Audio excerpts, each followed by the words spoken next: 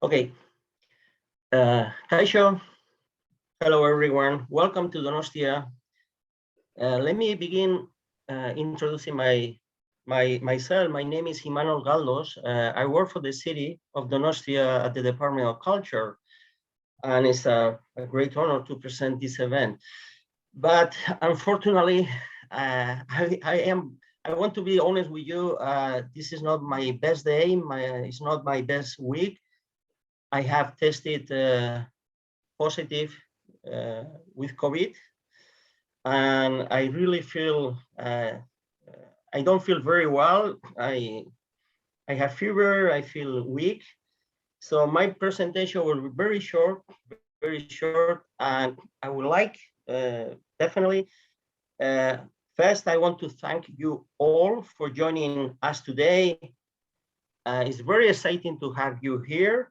I'm very happy to have people from more than 20 countries. I'm very happy for that. This is the real spirit of diplomacy, without any doubt. Also, I want to thank all the speakers. We are very, very lucky to have Iker around, Ana Ross, Silvia González, Paul Rockover, Diane Dodd, Asier Alea, and Lázaro Israel. Very, very happy. And so I say before my presentation will be very, very short. So I would like to introduce Iker Arranz. Iker Arranz is a friend of mine. He's from the Basque Country. He's from a beautiful town in the Basque Country in Gipuzkoa, and is close from Donostia. He's from Tolosa, but now he lives and works in Bakersfield in California, and he will be presenting the event. He will be a speaker also, and he will be a moderator also. So he has a lot of work to do. Hopefully I will pay someday a good lunch somewhere, a good restaurant. So I'm very happy and very grateful to have Iker here. And Iker, lately he will present the rest of the panelists. I mean, I am very, very incredible proud to have this amazing panelists, a panel of speakers, a terrific team. So let me say something about Iker. Iker is a faculty lecturer in California, and he teaches a variety of courses on Basque studies, Iberian culture, and ethnicity and culture, and food studies and literature in areas of special silence in his research. And I know that he will do a terrific job moderating this session. So, Iker, the floor is yours. And Eskerrik asko, enjoy the event. Thank you very much to all of you. Thank you very much. Iker? Good afternoon. Thank you, Manuel. Hope you feel well soon. Good morning here, because early morning in this Windows screens world we're living now, where we have in different time zones. I'll try to introduce a little bit, I think frame a little bit this event, this panel. Emmanuel helped me there a little bit, and this panel is in part a result of another meeting happened on July 21st, 23rd last year, where Donostia, I understand the city of Donostia, rightly so, I think they're making an effort to put together a discourse around food in this case, put together a discourse creating this community, Donostia community of public diplomacy. It's important because we have a lot of food in the city. We have a lot of restaurants, events, whatnot linked to the city. The discourse part, it's something that might be missing and can help to mediate many cultural issues. I understand that this panel is going in that direction, and the presenters too are different disciplines, which is going to enrich the discourse. And yeah, welcome everyone. And yeah, very last minute thing, but I'll try to do my best as a moderator, as a presenter, yeah, introducing all this. And by the way, you have any questions, you can use chat. I'll try to not maybe all of them because it's going to be difficult, but try to put some other questions to the end to different presenters. So that's it. I think I'm the first on the list, by the way, the first presenter of the day. I think we'll have 10, 15 minutes each of us to introduce our presentation. As Emmanuel said, I'm a lecturer at the California University Bakersfield. We just created an Institute for Basque Studies here this year. And it's part of the efforts of this institute to have a branch, to have a line of research on food. And this comes almost naturally with the ecosystem of Bakersfield, has a huge Basque community here, and has one of the ship flags of Basque restaurants in the diaspora, in the Basque diaspora, which is the Noriega's restaurant, which was sadly closed a couple of years ago because of this pandemic situation. So it's part of my research, it's part of the institute effort. We have a book series too in University of Navarra Press, Cultural Ecologies of Food, that we try to publish books in this direction. Books that are not talking about conventional food studies issues. That said, and just starting in the core of my presentation, I would like to introduce you a book and an author that I think that in this field that is emerging slowly of Gastrodiplomacy, I think can be the author we can start reading, which is Jonathan Gold. And the book is Counterintelligence. It's a 2000 book. It's just a guide of where to eat in Los Angeles. But there's something different in Jonathan Gold that sadly passed away in 2018. I have the pleasure to meet him 1 year before that in a food studies conference. He had a good reference of Basque food, Basque culture. And as a matter of fact, he made a good critique, a very, very enjoyable critique of Noriega's restaurant. But what does Jonathan Gold bring to this conversation? And I think that goes a little bit in the direction of what diplomacy means. It's only military and police that go in a mission as diplomacy goes. Diplomats have missions, and that's important to take into account. They have a goal, they have a target. And Jonathan Gold's target was to tell the story of the restaurant, because what you read in this guide is not the high-end kind of restaurants, but he'll take you all over LA to stop in a very small but very meaningful places. And he will tell you the story of these entrepreneurs, these families that come to LA, most of them migrants. I'll say all of them that appear in the guide are migrants. And by introducing them to stories, telling you where they come from, telling you how they start the business, you stop by, and I did, by the way. I tried some of these restaurants that come here. The food is different. The taste is different. He mediates. That's the goal at the end, right, of diplomacy. He mediates with something that's very strange because he doesn't come from that background, but he will go a lot of Korean restaurants. He'll go many Asian restaurants. It was a great way to get into these cultures. And just the critiques, restaurant critiques in newspapers, in this case. So I think Jonathan Gold, the style of Jonathan Gold, that I'll be the latest recognizing it, but he won to the Pulitzer Prize. Very uncommon to get it for a gastronomic critique. Nurtures the cultural tissue of the act of eating in a restaurant. What can we learn from Jonathan Gold? And I think here, and this goes in the parallel conversation that's happening these days too, in the discussion of what Basque studies should be. There's been a workshop. There's also a postgrad course in diaspora going on too these days. There's a kind of momentum in Basque studies to look around and ask ourselves where we're going.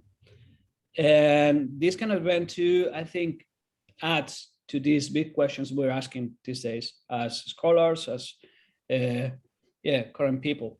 Because in Basque culture, we have a decent amount of literature, many discussions going on in literature, but we don't have much written on food, besides the recipes.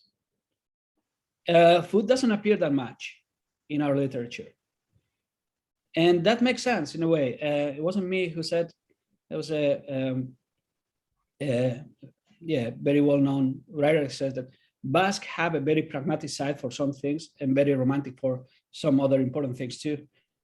And we are still very pragmatic in food because we don't fantasize that much in literature about food. We just eat it. We are very hedonistic at that level. And we keep doing it, right? So I think Jonathan Gold style, we don't have any Jonathan Gold either in the Basque country, which is very, very significant too. We have restaurant critiques, but not telling these stories.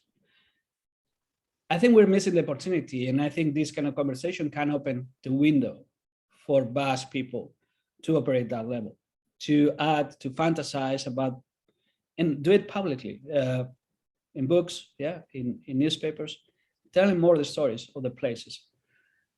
In this direction, I think, I spent the last 10 years or so away, so I don't know the state of the art really in the Basque country, but I think diasporas can offer that space. I think places like, in this case, places I know, like Bakersfield, like San Francisco, LA, can offer the spaces, because the other thing that Jonathan Gold gets is a different perspective of the space, how LA is organized. And this is a headache for every urban studies expert, how to think Los Angeles, because it's not a city anymore, and it's more considered a region by itself, which goes, again, it's aligned with this idea of Euskal Hiria, the Basque city that was floating for a while in the Basque world for a little time, to think the Basqueness in the territory as one less homogeneous, but well-organized kind of a region. The diasporas offer the space where people can experiment and can get into what diplomacy gets, which is transdisciplinary conversations. We can sit around the table, and the problems that a chef has in the diaspora restaurant might open the eyes to the chef in the Basque country that has problems. They can cross these discourses. The clients might be different, but you can learn from each other. So yeah, I think it will be nice to, again, continue this conversation in the direction of experimenting, in the direction of adding the diplomacy part to Basque culture, in a very, taking the risk. I know that, and other speakers here might have much more than me this direction. I know we have the Basque Culinary Center there. The impact of Basque Culinary Center still is not in the books, and that analysis goes in our back in the academia, scholars and all that. But the social impact of these institutions must be under research too, and must be in the public discussion. So yeah, I would like to see at some point one Jonathan Gold thinking the Basque idea, the Basque city, because food transcends any political boundaries. Food can communicate in so many ways. Sometimes the first type of communication. That's what diplomacy aims, right? Just put two people linked in communication without quite understanding completely each other. But that's the challenge, right? So yeah, summarizing my points, I think it's a good moment for taking the risk in the diaspora mainly, and taking those learnings back to the Basque Country. The Basque diaspora, any diaspora, and what you eat in Los Angeles is a lot of diaspora mainly. The diaspora learnings can be super useful to renew the Basque culture in so many ways. And my forte will be cultural studies, but I think the game will go any other discipline, entrepreneurship, international relationships, any of that. So yeah, I'll happy to take any questions to this brief, I hope meaningful presentation. And yeah, thank you again, Imanol, and hope you feel better soon. And thank you for having me here. And great pleasure, great honor to be in this super interesting panel. So, and now I'm gonna change my hat. I'm gonna be the presenter moderator role. And I'll happily introduce you to Ana Ros. Ana Ros is a Slovenian chef, sports and travel enthusiasm from young ages. She graduated from international and diplomatic science in Italy. She speaks a variety of languages, and she has been awarded to the world's best female chef in 2017 by Restaurants Magazine. She's the chef and owner of Hisa Franco. Did I say it right? Right. Thank you. 2 Michelin star restaurants and one of the leading restaurants in Europe, which is 2021 has been awarded the 21st best restaurant in the world by the 21st restaurants list. So Anna, without any other, the floor is yours. Well, hello everyone. So my name is Anna. I'm Slovenian, even if my blood is super mixed. And, in the part of the world where I'm coming from, we cannot define ourselves really like as someone who has really a clean blood, because our culture is super mixed. If you only think that Kobarid, where I come from, is such a multicultural place. And, people in Europe don't even really know about it. I live 3 kilometers from Italian border, where the language changes completely from a Slavic language, which is mine, to the Latin one, and then or Roman one. And then I live 35 kilometers road-wise, but like 15 the air distance-wise going into the world of Germanic languages, Austria, with Viennese cuisine, Germany, and so on. So it is senseless to say that the borders have never always been there. So they have been moving, and we have been moving with them all the time, like living on one part of the border towards the other. The families have been split it and then gained together. And if you ask me, who am I today? I'm like, I'm a kind of a European immigrant. Like I cannot define myself by my food or culture or my language culture. Like when I speak Slovenian, I speak it with Italian accent, and when I speak French, I speak it with Italian accent, and it's super weird to understand our identity. While on the other side, like I live in Slovenia, which is probably one of the countries that have one of the most specific geographical regionalities or micro locations. So let's say I'm in a high mountain and I see the sea already. So, but then I also pass the winelands and the karstland, and then there is like the grainland 2 hours away. Slovenia is a country you can cross like in 2 hours from north to south and 3 hours from west to east, changing completely your gastronomic or like food identity from lowlands and pork and cabbage and pumpkins and pumpkin seed oil, to the north with the sauerkraut and sausages, and then to us who are really alpine world overlooking the Mediterranean, which we don't even know who we are. Like we cook polenta and we eat cottage cheese, we use mostly dairy products, but then we can see the sea. So there is olive oil and there is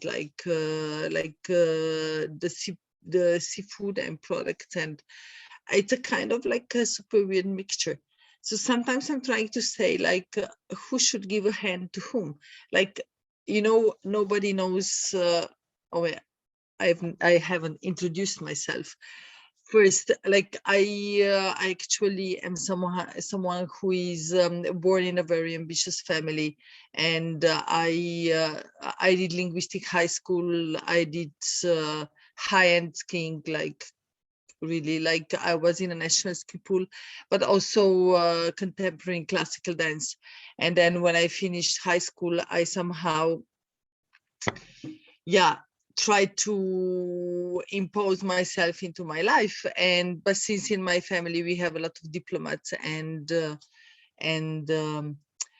lawyers, it was somehow like obvious that I would study something in this direction. But I'm also very empathic, so I have.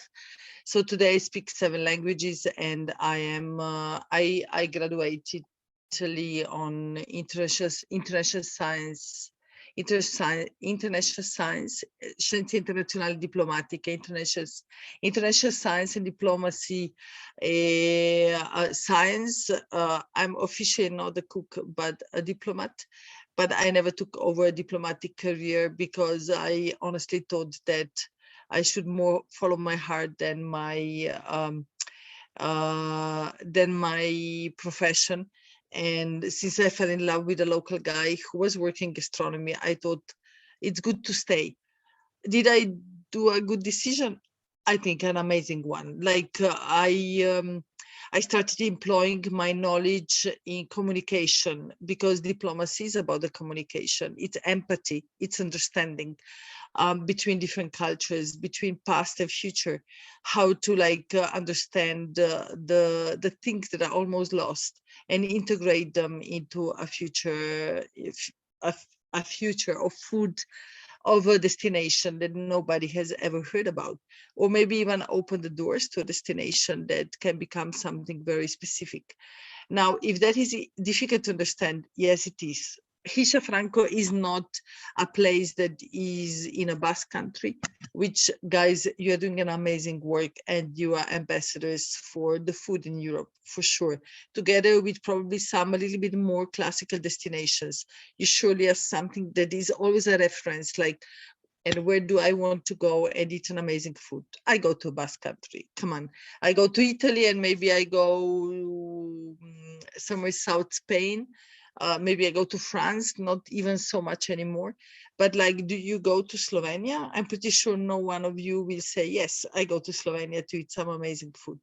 So, you know, to open the doors, that's a fucking diplomacy that sometimes hurts, because it's I'm so much alone sometimes, you know, understanding like the way we should structure ourselves into an infrastructure that works, having a common language between farmers, me, the fishermen, the shepherds, whoever, understanding how to teach a farmer to be coherent, or to be always available to a restaurant, but also to a restaurant to understand how to follow the live stream of a farmer.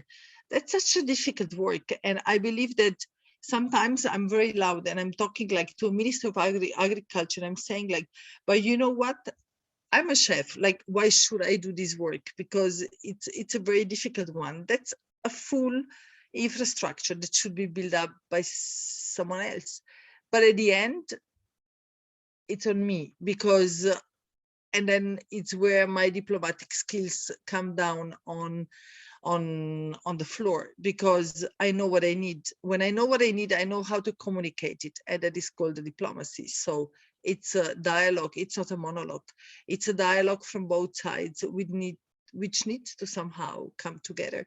So when, as a chef in a country that doesn't have any infrastructure that is existing regarding how a restaurant can, help himself, the restaurant wants to be super sustainable, super biodynamic, and traceable. How can I talk to a farmer? We don't know. There is no infrastructure.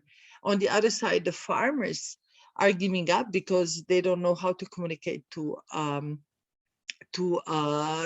restaurant, to a chef, to a sommelier.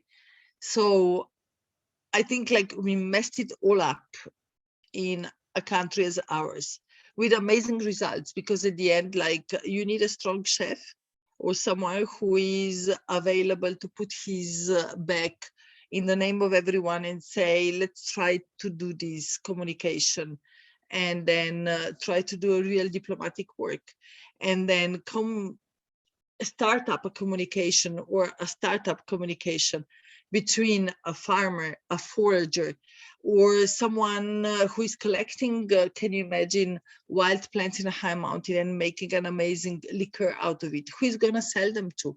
You need, someone who is going to do it.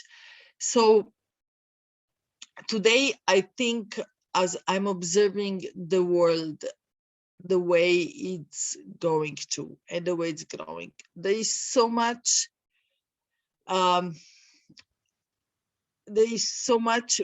there is so much words. Sustainability became a new charity. Like, whenever you want to draw attention, you want to get some money, you talk about sustainability and everybody's supporting you. But the real sustainability is not really there. It's about understanding how to communicate the whole place into one system, and I believe that is a gastro diplomacy. At the end, it's all about what we eat, what we consume, what we drink. I mean, the wine we drink, the liquor we drink, the water we drink, the food we eat as a basic, or the food we cook out of. Now, if you call me a pioneer, no, I'm surely not. I may be different. I really come from an environment that has nothing to do with like an organized world. Like, we are still so much alone. My team, 40 people working with me in this moment, we are still like struggling to teach everyone how to work with us, and we're still learning how to work with the environment that is so exposed to, I don't know, frost, changes of the temperatures, to the hail, to maybe even the political system that doesn't support it very well. So today in Slovenia, I am considered like a very problematic political personality, which is super stupid, because the only thing I've always tried to do is to support and defend the basics of what I honestly believe the future of gastronomy or of the responsible dining should be. But it is very difficult when the things are not, structured yet. Then you look a revolutionary on the field where you should just be, enjoying your work, which is not really the easiest. But however, 2 years ago, I wrote down a whole strategy for the Ministry of Agriculture regarding how we could, the greenest country of the world, which is Slovenia, one of the 5 greenest ones on the world regarding the ecology, should make it be more appropriate for gastronomy, and how gastronomy can become greener in that way. it actually finished down in a project that I started myself together with a friend, because the Ministry of Agriculture didn't have enough open programs, because probably there were no tenders. Where you need your brain, there shouldn't be a tender. The tender comes where, you know, the brain has always decided about the story. So we started a project where in a COVID, we saved so many small farmers, so small producers. I'm talking about the COVID lockdown, where like not only gastronomy has been closed, but the farm life, the farmers have suffered super largely. The results of decisions of the governments that have been taken in the last moment, and then finally someone who has been like scheduling his work, he sells in for I don't know, another half a year or a year. It is the way the farming is planned, and then it all failed. And then you know, these are our first partners, so we needed to find solutions how to save them. So I informed the Ministry of Agriculture that the micro farming in Slovenia, which is the healthiest one, is failing. And what they did was they said to me, read the tender number 75 through to 25 and blah blah blah. And I was like, but really, like, I'm a chef, I don't need to read tenders, but can somebody do something? So honestly, with the help of the industry, like, we organized ourselves into a circle where my team, who has been anyway in a lockdown, helped saving probably, I wouldn't say most of the small scale farmers in Slovenia, but a lot of them, by creating super funky recipes and then making a deal with the industry. And my team used the lockdown time to teach the industry how to cook in a proper way without any shortcuts, using directly the ingredients that come from Slovenian countryside, from Slovenian farmers. And in a few months, we actually sold more than 600,000 of products in a Slovenia that only counts 2 million of people. So I would say, if you ask me what the diplomacy really is, it's all about listening, understanding, and in a gastronomy, it's exactly the same way. So feeling the needs one of each other, understanding how to organize our common future and plan our work together, which in a country which is super disorganized, as not only Slovenia, but a lot of other countries also are. I'm excluding here probably Scandinavia and maybe Belgium and Netherlands, who are a lot more organized. It's a pain in the ass, because a lot of work is on me. I'm actually by my profession a diplomat, but sometimes I feel so abused by all the work that I have to do myself to make the whole system work. I feel yeah.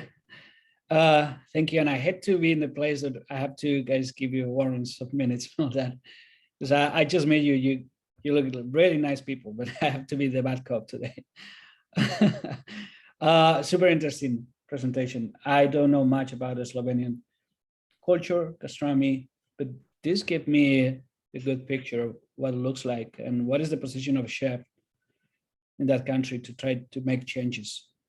Following the program that Emmanuel gave me, now we'll have a kind of dialogue between Asier and Paul. Let me introduce you both real quickly. Asier is currently the Director of Global Development at Basque Culinary Center since 2020. He has a vast experience, international relationships. He's been jumping in and out of private sector too, senior analyst of Telefonica, Internet United Nations, ECOSOC area, Deputy CEO at Renewable Firm. Yep. I think Asier has a nice profile how to navigate these two sectors, the private sector, the public sector, and maybe the representative diplomacy. And we have Paul too here. And Paul is Executive Director of Levantine Public Diplomacy, an independent public diplomacy organization. He has managed the US State Department's American Music Abroad and Next Level programs, many countries. Profile says, I like the last line of Paul, it's very provocative. I like that kind of profiles a lot. He helped pioneer the field of gastrodiplomacy and still lectures and courses on the subject when it's not fighting neo-Nazis in the Planet Desert. So very, very interesting profiles we have here. So without any other, yeah, the floor is yours. Okay, thank you very much. Sorry, I apologize if I have to run after this. I have to pick up my daughter for some health-related issues. Nothing to be scared of, but we live certainly in liquid times. Speaking of which, since I come from an academic entity called Basque Culinary Center, I'm going to launch some ingredients, of what I think are macro main themes. I'm going to go from the main ones that I think affect the gastronomic world in general and gastrodiplomacy. By the way, I always feel strange talking about this after Anna Ross. I'm a huge fan. I met her, probably she doesn't remember, when she gave a beautiful speech at the Guggenheim in Bilbao in 2018 in the 50 best as the best female chef. Then again in Singapore, and for me it's always it's a pleasure to listen to you. By the way, speaking of gastrodiplomacy, I was just in Portoroz in Slovenia, doing getting some award on actually entrepreneurship from the Basque Culinary Center, but it was in Portoroz in Slovenia. So this is becoming a very exchange world when it comes to food and innovation, and Slovenia, Basque Country, the world it's a little bit our oyster nowadays. So let's go back to the main, those mega tendencies. The first one that I would like to talk about very briefly is at the end of the Cold War. Yes, I was born in 1972, like Anna Ross. Sorry, I read your profile. So I do remember the Cold War. Anyway, so now there is another race. It's not an armed race, which is great, but it's a talent race, okay?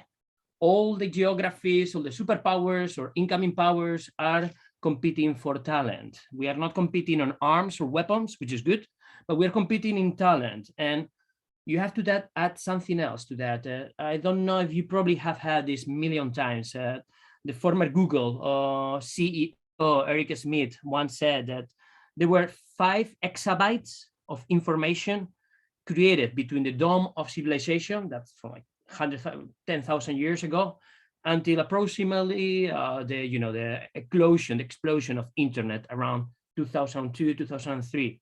That's 5 exabytes. That's a lot of information. I don't know, I'm an economist, but sounds like if it's exa, that's a lot. But ever since, we pretty much create the same amount of information every 2 days. Some people has argued this number. They say instead of 2 days, it's every year. I don't care. The point is the same, meaning we are in an arms race to differentiate ourselves, to capture talent, for innovation. And at the same time, the world has become a very hectic place where people just get fed up with information. So end of the arms race, talent race, a cacophony of information in which to have your own personality is very different, and in which having what you will call soft power tools is very important. And now I come to gastronomy. Gastronomy is probably one of the most powerful soft power tools that anyone can have. And I think a lot of geographies, a lot of talent, a lot of people are realizing that. So those geographies, those persons, those firms, think on any stakeholder that knows how to use this extremely powerful soft power tool. It will have a very, very, it will have a lot of ground cover. Next one, we are actually becoming a very extreme, very polarized society. Having said that, food is still a little bit outside of that. Why? Think about it. Think about just one concept. I'm just going to give you one example, which is called appropriation, cultural appropriation. Everyone has to be very careful nowadays. If I speak with a Mexican accent, but I'm actually from Spain, I might be doing something wrong. If I dressed up like a Basque, but I'm from Seville, it might be good. It's a very touchy subject. Suddenly there's all these walls appearing, not on food. On food, appropriation is still called fusion, okay? So food is still one of the most horizontal, actually, areas in which you can to an extent work with a lot of freedom. So last but not least, food and gastronomy. It's a subject on which you add a new ingredient, a new component, cultural component. It doesn't take away the previous one. I'm gonna make a point here, very simplistic one. Food, first of all, was about feeding, about getting substance to from the time we actually invented fire, and actually our brains became bigger thanks to that. So it was about just survival. Then somewhere 3,000, 4,000, 5,000 years ago, it became also about being social. We ate with each other. We actually took our friends, our families. Then somewhere you fast forward, somewhere in the 19th century, with the explosion of the Industrial Revolution and the higher upper classes, it became about fine dining too. So it became actually a more elevated experience. Every time one of these new areas enter the field, it didn't push out the other one. So it's always going to be about, I need food to survive. It's always going to be also about food is a social thing. Fine dining is here to stay. And now there's a fourth component, which hasn't pushed away the other four, but is coming to stay as well with this. And actually, Anna Rose was just mentioning it, sustainability. Okay. So every time a new trend comes into food, the other ones don't go away. It's actually a very sticky area. It's very different from the rest. And I'm going for the last, bear with me, I'm going for the last mega tendency, which is obviously climate change. Back when I was in Boston at MIT, and I'm talking 20 years ago, actually, they said that the big challenge of humanity, the most of our technologies in the 21st century, not these things are just toys, okay? These are just gadgets, forget about these ones. We're going to be related with health.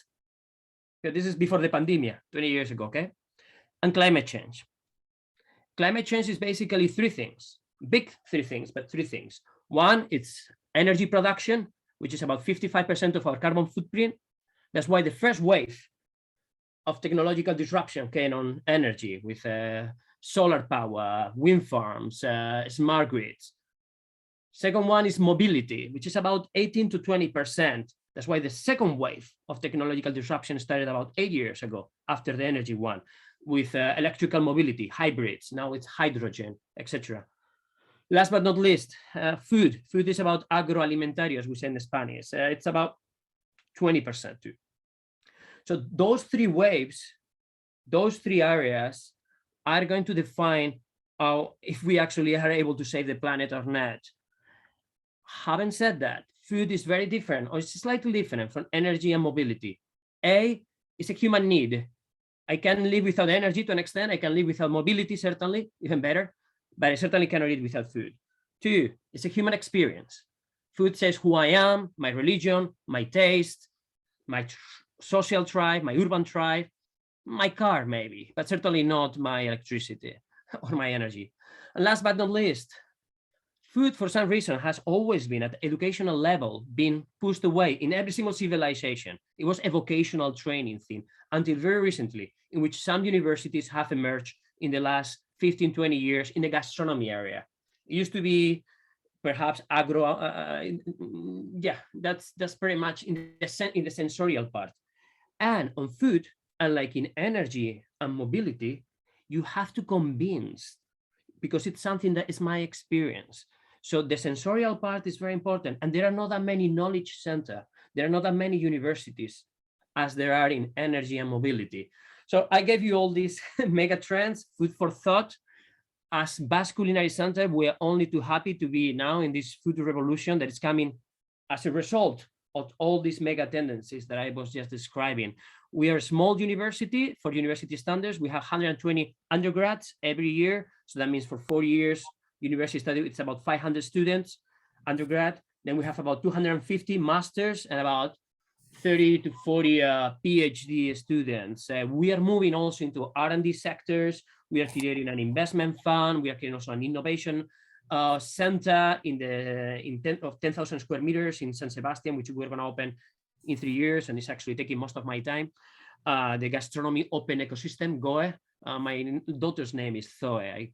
I usually tell her it's because of her. It's, it works sometimes, and whenever I spend too much time with that. So anyway, in a nutshell, there's all these things happening. Gastrodiplomacy can be one of the most powerful tools that any country, any firm, any stakeholder can use, because all those mega trends that I just described.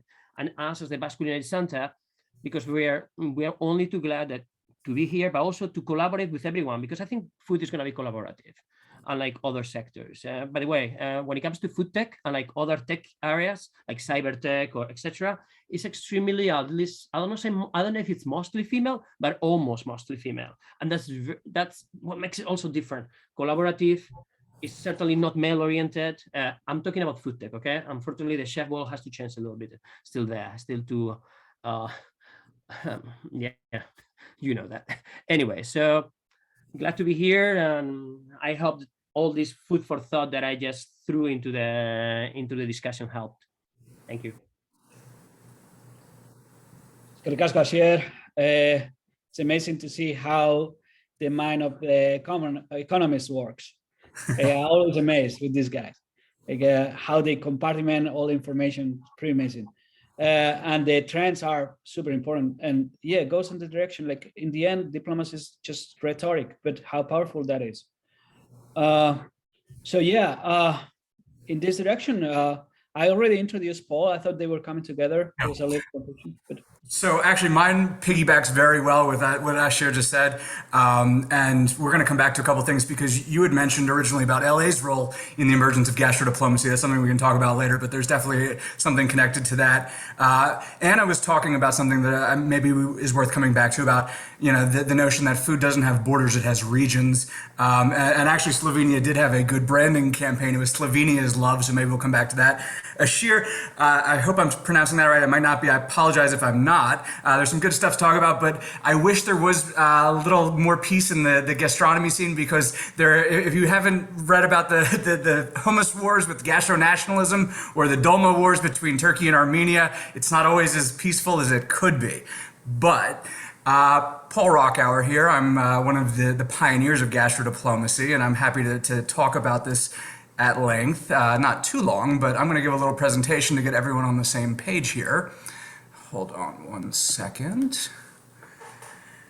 So, just to get everybody on the same page as we were talking about, because we've had a lot of concepts thrown around, and I want to get everyone, clear on all of this. So diplomacy is how governments communicate with governments. It's very high level, it's very secretive, versus public diplomacy, the field that I've been involved in, which is the antithesis of diplomacy.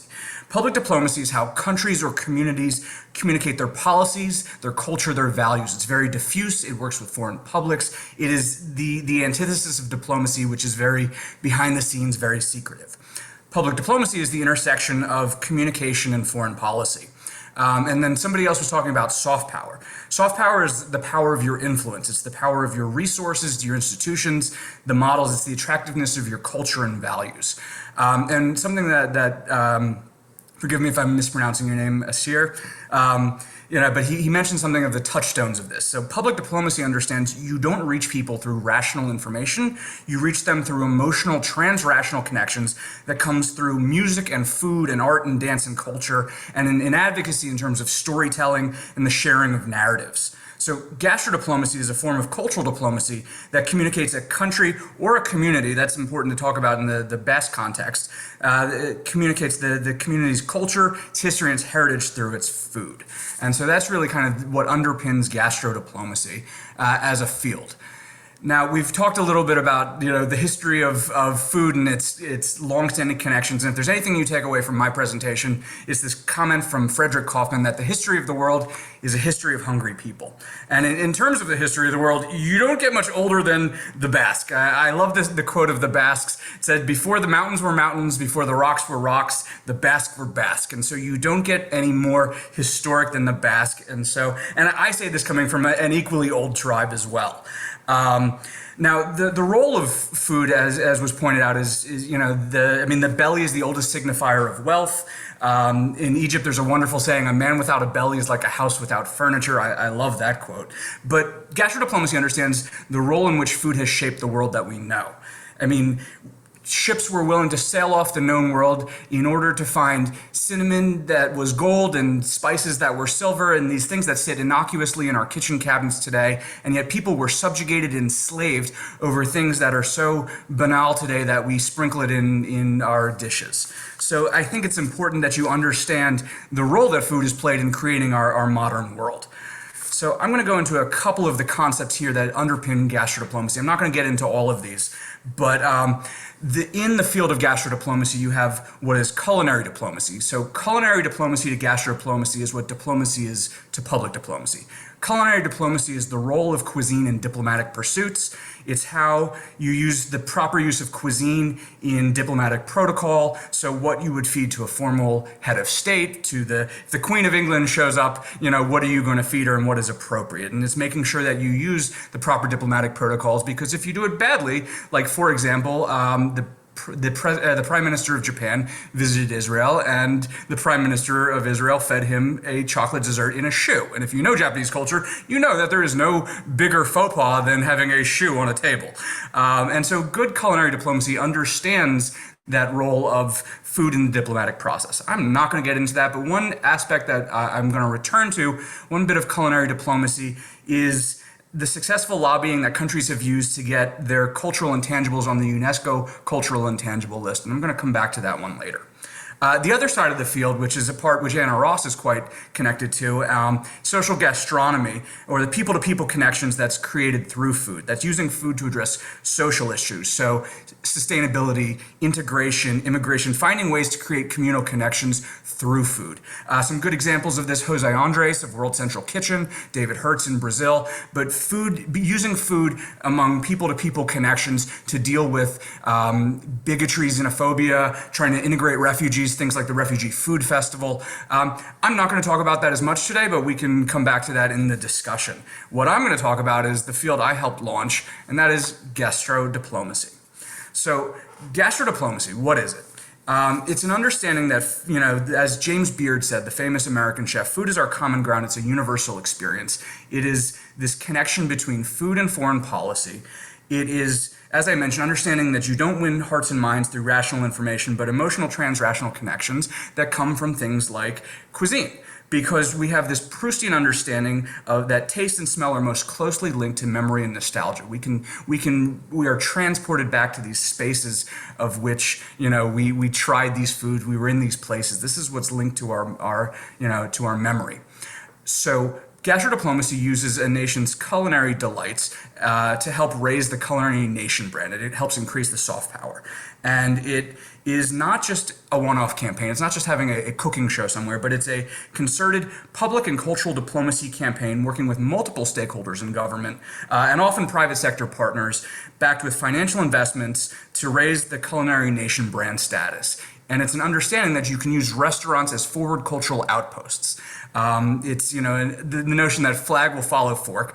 And again, as I've mentioned, it's often these multiple stakeholders of public and private sector. It's hybrid. It's bringing together different partners. And I'm going to talk about it. And it's also, as I mentioned, sustained. It's not an ad hoc, program or a random food fair, but it's a sustained long-term campaign by a country or a community to raise that culinary nation brand status. And more importantly, it's been a tactic of what is called middle powers. I'll get into that in my next slide with some of the case studies of best practices. But it's really, as we were talking about differentiating different actors, this has been used by what is called middle powers, not the great powers and not small actors in the international sector, but countries that are in the middle to try and differentiate their culture and their nation brand from other countries. And I think that's important when we talk about the uniqueness of Basque Country. We'll come back to that one later. So some of the best practices and cases that have helped shape the field of gastrodiplomacy. I don't have time to get into all of these, but the original one was Thailand. They were the first to embark on gastrodiplomacy. And what they did was offer significant investments in gastrodiplomacy to open up more restaurants around the globe using things like soft loan financing. They created templates for restaurants to open up around the globe. So if you wanted a high-end restaurant, you had this template. If you wanted to open a fast casual or modern, they would have this template. They used diplomacy to help create visas for Thai chefs in different countries so that you would have access to authentic Thai chefs. They also made a role for getting authentic Thai ingredients to different restaurants. So they were really the pioneers in gastrodiplomacy, and others have followed along. South Korea is another example of a country that had an underperforming nation brand a decade ago. Korean brands were often thought to be Japanese, and there wasn't a great understanding of Korean culture. But Korea did this two-part strategy of both gastrodiplomacy and connecting through K-pop, of mixing, cultural and gastrodiplomacy to help raise the Korean nation brand. And now Korea is constantly ranked as the top new food trend, the new Thai, the latest Asian food to sweep across the globe. K-pop is worldwide, and they did this through, again, soft loan financing, significant investments, using cultural and gastrodiplomacy. Taiwan's another good example of connecting gastrodiplomacy and cultural diplomacy, of using soft loan financing. One of my favorites has been Malaysia. I'm not going to get into all of what they did, but again, connection between the foreign ministry, the Ministry of External Trade and Development, and offering soft loan financing to restaurants through the Malaysian Kitchen for the World. What they did, which was brilliant, was that they mixed the tangible cultural diplomacy with gastrodiplomacy by holding Malaysian night markets in Trafalgar Square in London, at the Santa Monica Promenade in Los Angeles, Meatpacking District in New York City, so that it played on all senses. You were engaging with Malaysia in the sights and sounds and smells and tastes all together in a space that was, that was your own.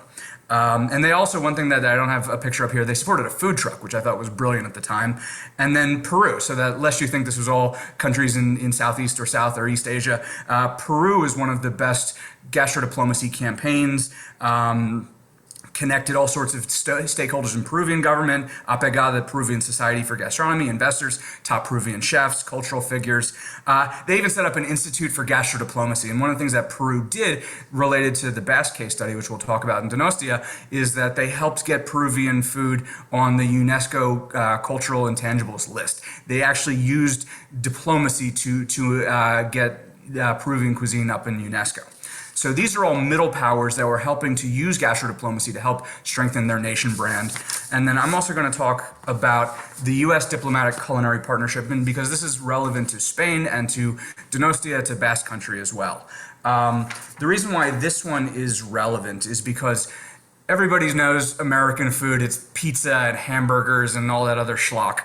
The smart thing that the State Department did is that they set up a gastrodiplomacy program that highlighted the regional differences in America, drilled a level down, and helped promote American Cajun cuisine from the South, or food from the Pacific Northwest, or Native American food, soul food. So it really drilled down so that if you think you know American cuisine up here, we're going to come down on a regional level and give you a deeper and broader understanding of what all of these elements and these regional differences that make up American food. And I think that's particularly relevant for our case study here.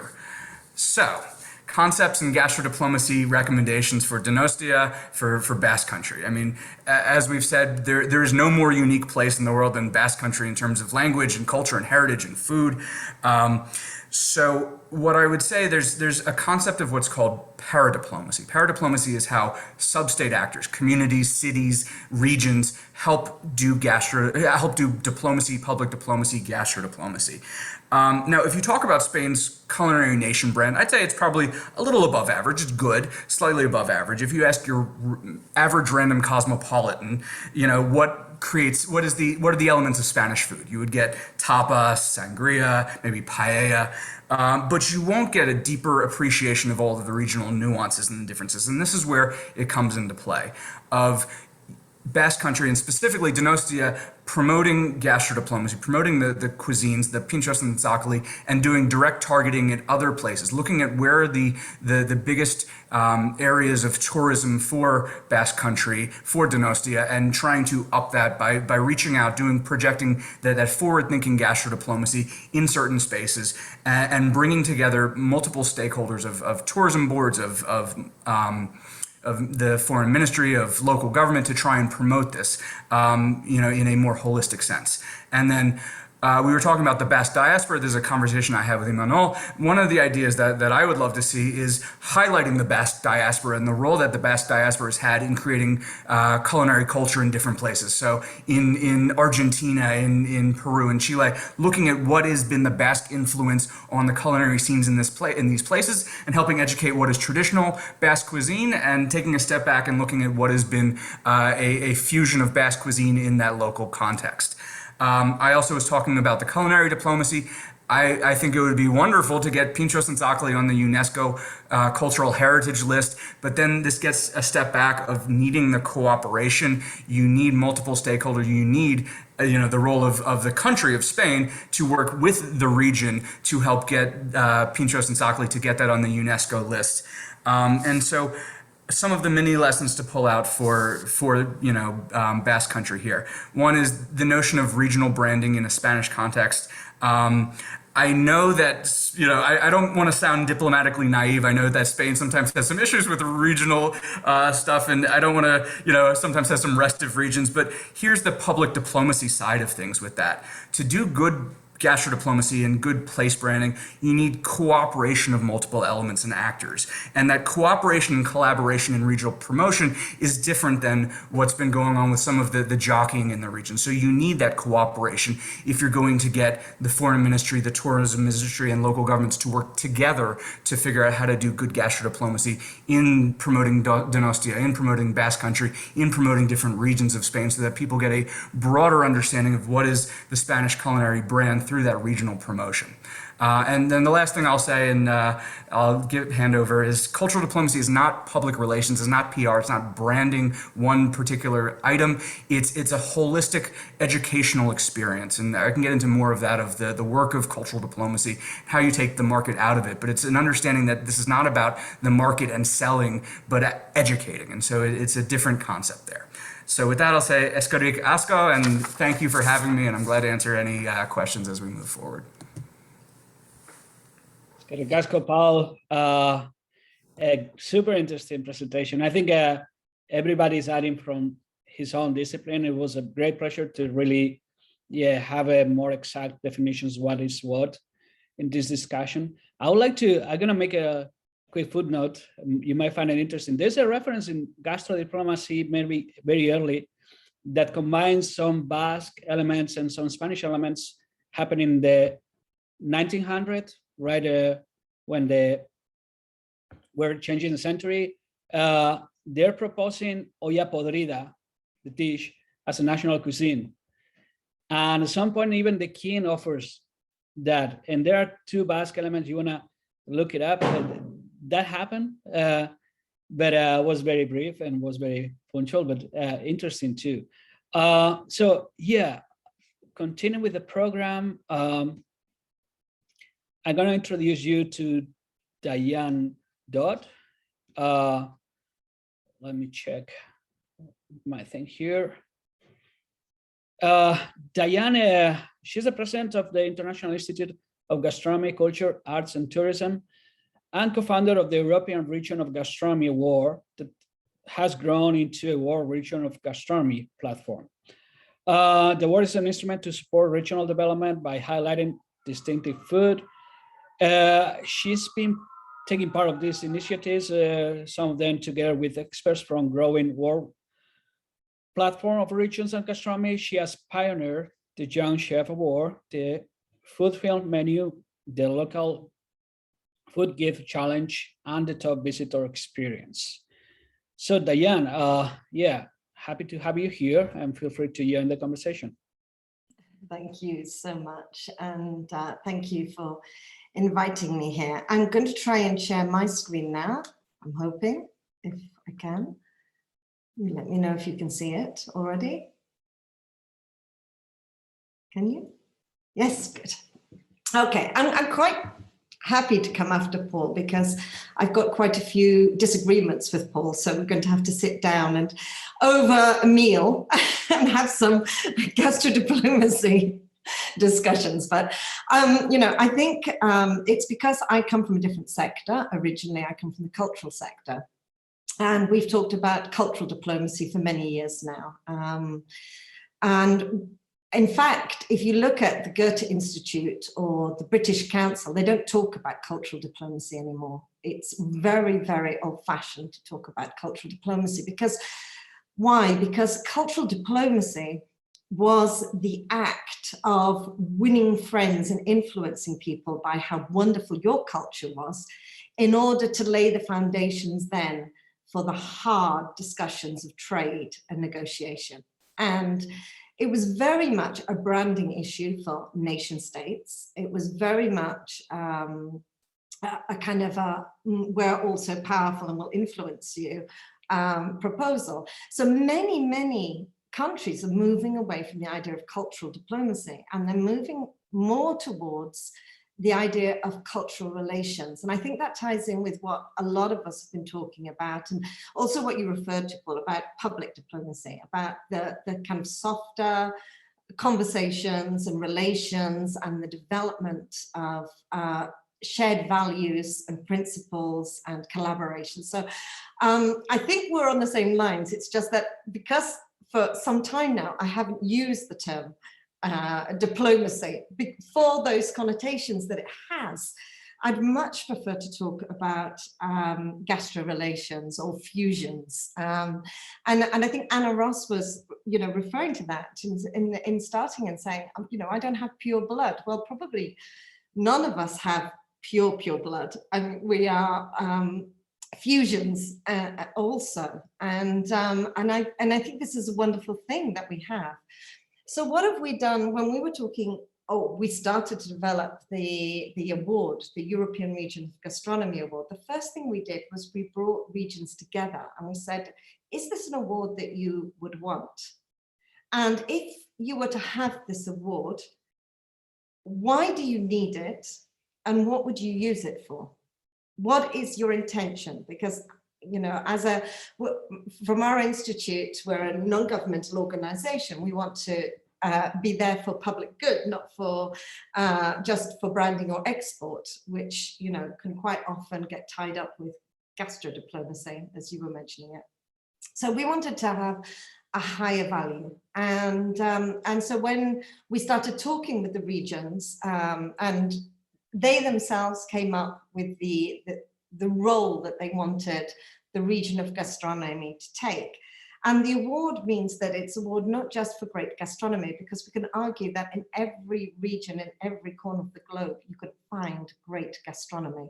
Every mayor of every municipality will tell you that they have great gastronomy, and believe you me, and they were very proud of it. So the question wasn't about the great gastronomy, because we would find that. It was about what else you can do with that great gastronomy. And that great gastronomy, could we have a conversation more about feeding the planet?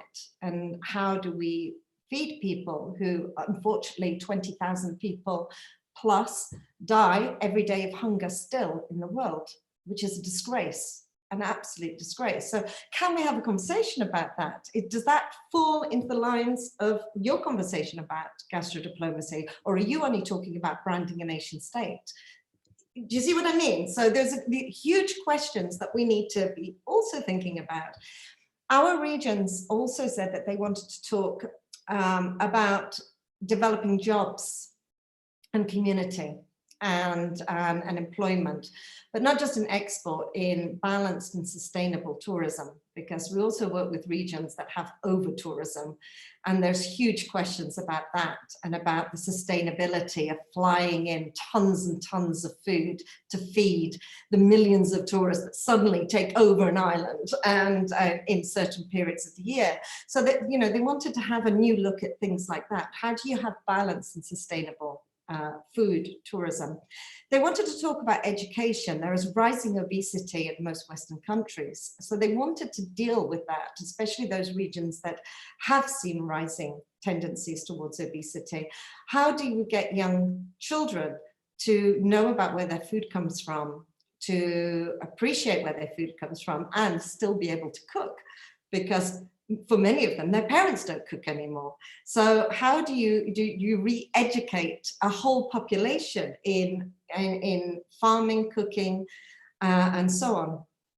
The other question was to do with health and wellness and well-being, and COVID has really, you know, shined a light on that. And actually what we've noticed is all of our awarded regions of gastronomy have actually been strengthened, I think, through COVID, because they already had a commitment to health and wellness and to supporting rural areas. So there was a sense that, okay, you know, they're already on the right path, or the path that most people want to follow now.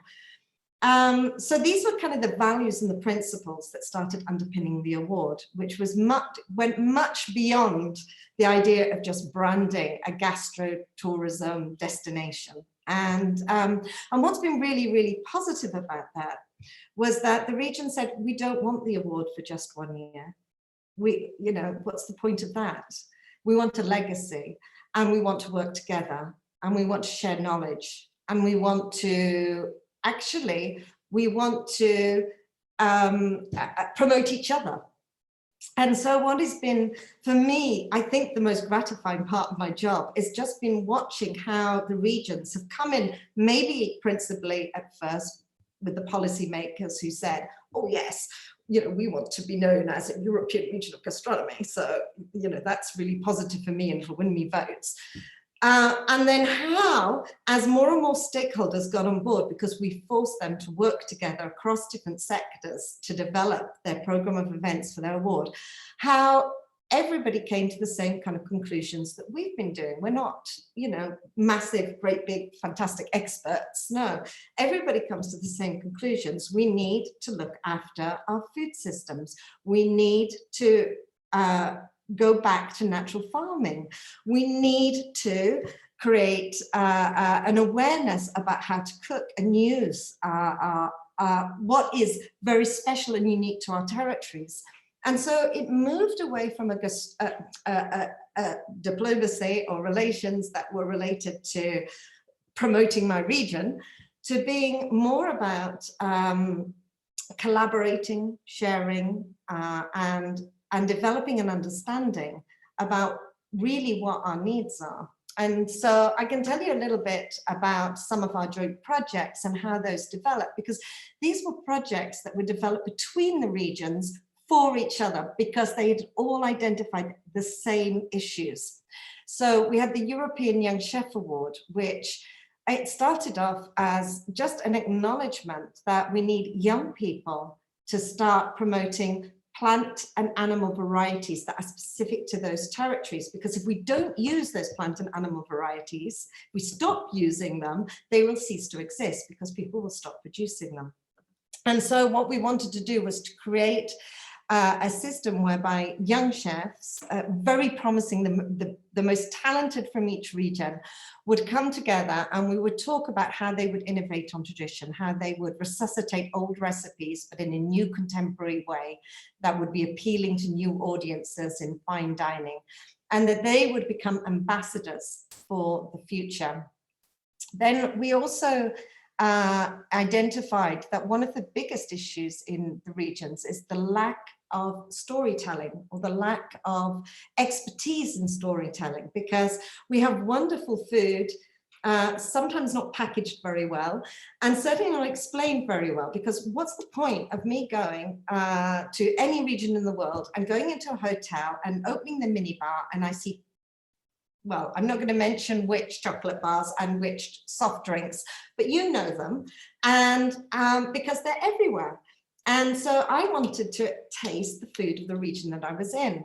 The problem was on the few occasions that I go to a bar and I find the food from the place that I'm in, sometimes I can't read the label. I have no clue as to what's in it. And that's an issue also with health, allergens and so on. So, you know, it's not just the storytelling and the understanding what's in the packet, but it's also an understanding of where did this food come from and what type does it have in it from a health perspective. So what we wanted to launch was the Food Gift Challenge, where the regions work with their local producers, with designers and with artists to tell the story about the region through the food. That could be food gifts also for business or for local people. And then another joint project that we developed was because the regions realized, or we realized, that our regions didn't have enough audiovisual material that had the food of their region as protagonist. And so we launched the food film menu, which you're welcome to join. All the films are online now. And the latest tool that the regions together have designed is the top websites for foodie travelers. And this is actually an idea, not so much to promote themselves, although it will, it's to promote new experiences, because one of the things we'd also identified is that food travelers want more than just a great meal now. They want the whole experience. And I'm sure Anna Ross will probably agree. If they go to her restaurant, they want to meet her. They want to eat the personality behind the meal, or they want to have a meal in a beautiful setting, in a cave, or on a cliff top, or in a forest, or whatever, but they want something different, and they're becoming very demanding in what they want. So the question is how can you support local businesses to develop doing new food experiences, but really connecting to the visitor?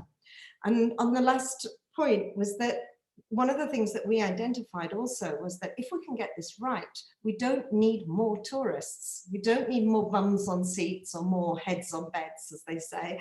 What we need is people who will come and spend more, but because they've had a great experience. And it's not about being elitist. It's about, I decide where to spend my money. And if I have a great experience, I'll spend it. You know, I'm not rich, but I will want to have that unique experience that I'll only be able to have in that region. So we need to get creative. We need to get excited about what we're doing. And we need to ensure that young people think out of the box and think beyond what was normal. And I would say that for us with the award, just to finish, initially we thought, okay, well, if it's an international panel, jury panel that go to the regions and assess them, that will give credibility to the award. The international visibility is, you know, they will get from the award, which is great. But the biggest thing for us has been the sharing of know-how and the collaboration that's happened between the regions. And I actually had one of our stakeholders from Menorca, which is European Region of Gastronomy next year, say to me, I've suddenly come to realize that it's more positive for us to promote the other regions than to promote ourselves. Somehow by promoting the others, you show that you're part of a bigger project that's underpinned by values and a philosophy, and that has bigger strength, and we've seen that totally with Slovenia. I was just talking with colleagues who told me that they've just had an independent report made, and it discovered that there were 500 articles about Slovenia as European Region of Gastronomy nationally alone, and valued to a worth of 1.5 million. So the value of having the award suddenly becomes enormous in a national context, but in an international context, you can imagine. So both Slovenia, Menorca, and Trondheim, who is going to be also European Region of Gastronomy next year, they've all been mentioned in Conde Traveller as best regions to visit, and we don't think this is you know, something casual. It's because they're working on something that is much bigger than just gastronomy.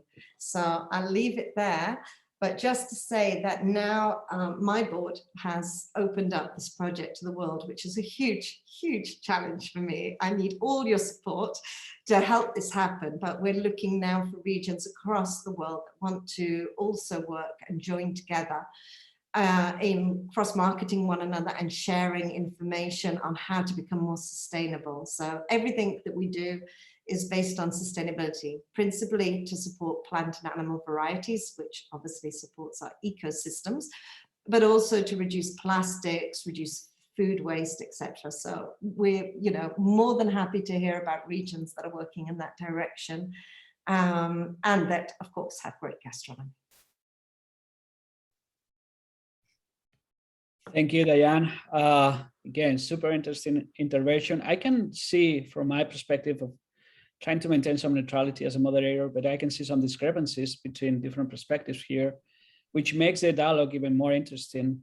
I understand, and you correct me if I'm wrong, but the concept of region comes very horizontal as a socio-political concept in that platform.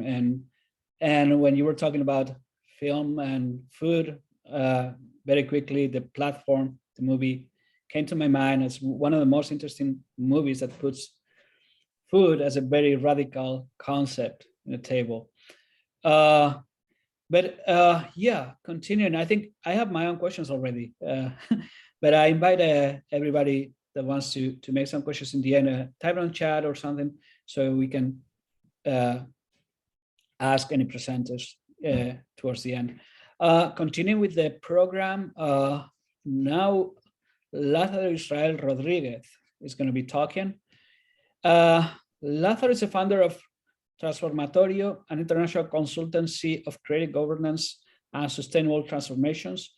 Lázaro has been worked for 15 years on relationships between cultural policies and sustainable development, mainly in Latin America and the Caribbean, and recent years on gastronomy as a creative economy. He has a vast international experience, again, floating between private and public sectors. He has facilitated two successful processes of designation of UNESCO creative cities in gastronomy in Panama City, 2017, and Merida, Mexico, 2019. He was the coordinator of focal point of Panama before UNESCO and the Creative Cities Network between 17 and 20. And Lázaro is part of the Advisory Council of Best Tourist Villages in the World Initiative, among other awards. So Lázaro, please go ahead. Hello, everyone. Thanks, Ike, for the presentation. Well, the summary just announced more or less the topic I'm going to be talking about. I'm going to share my my screen.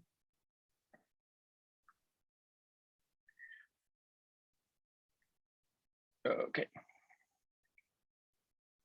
Can you see my screen?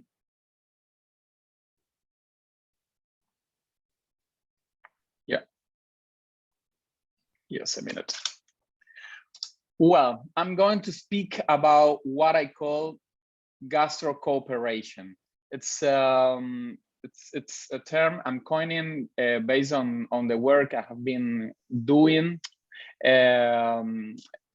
I would like to talk about gastro cooperation for sustainable development, and it's very linked to what other colleagues have been talking about the uses of gastronomy. So considering that gastrodiplomacy describes the use of food as an engine of international influence on countries, regions, cities' positioning, gastro cooperation should be used in international relations as a tool to solve gastronomy and food-related problems. Diane was talking about some of them before, and gastro cooperation envisions also gastronomy as a lever for the implementation of the United Nations 2030 Agenda for Sustainable Development.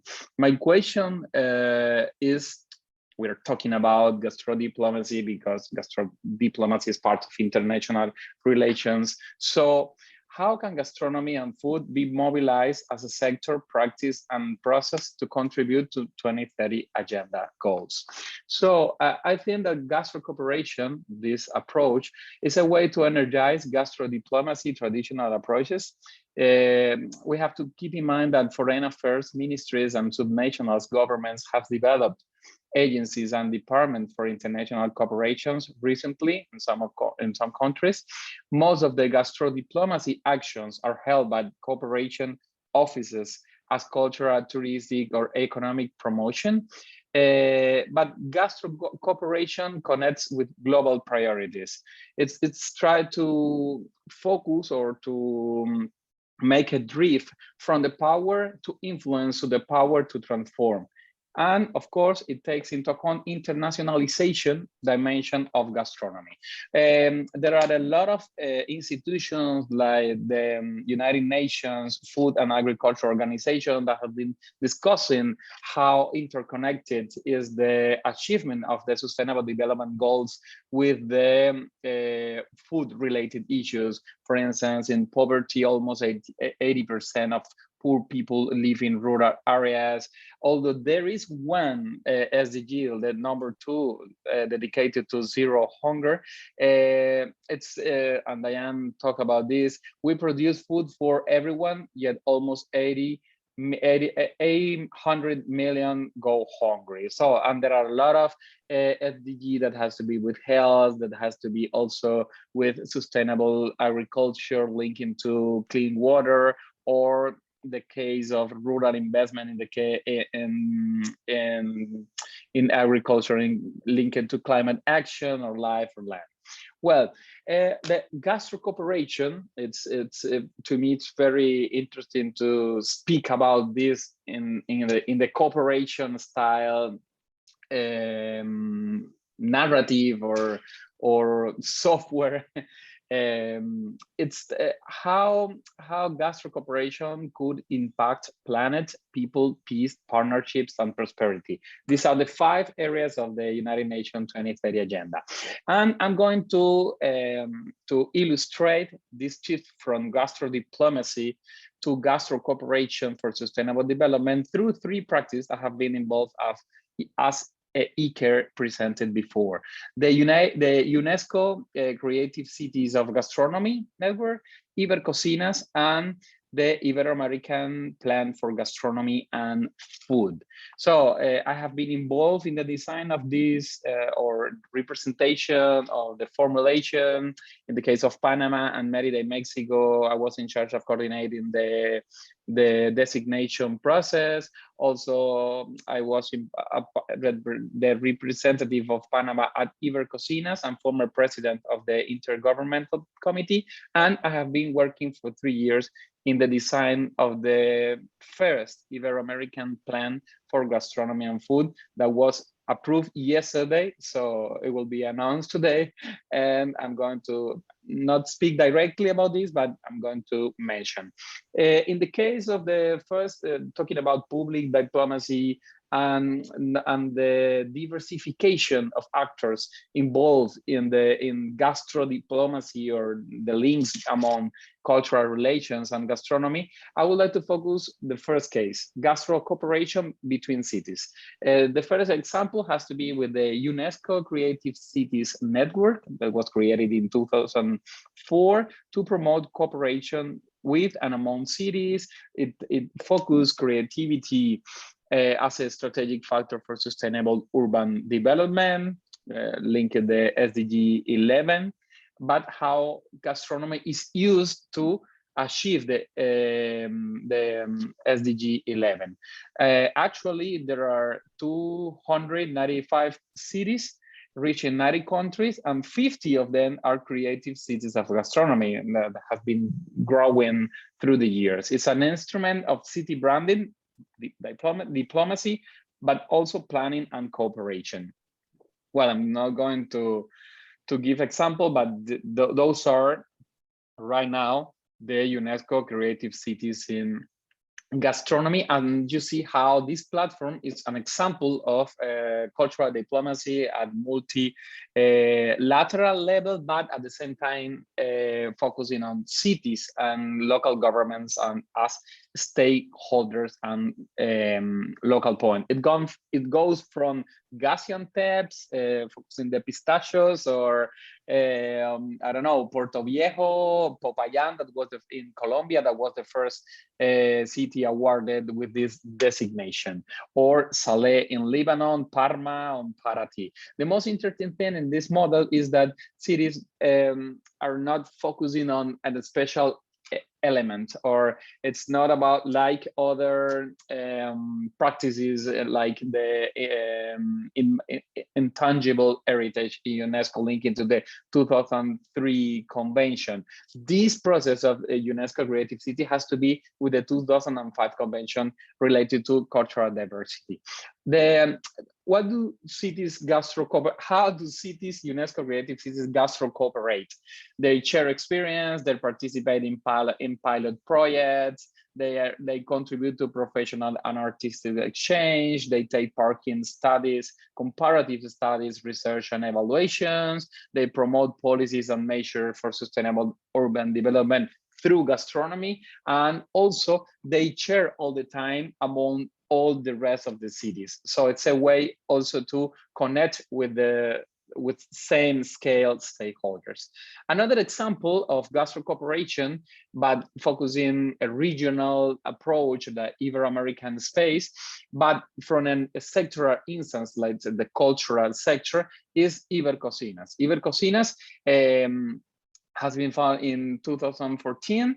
It's a cooperation program that promotes policies, programs, and strategies to safeguard and promote the cuisines of Ibero-America. Some of these cuisines have been awarded as a World Heritage by UNESCO.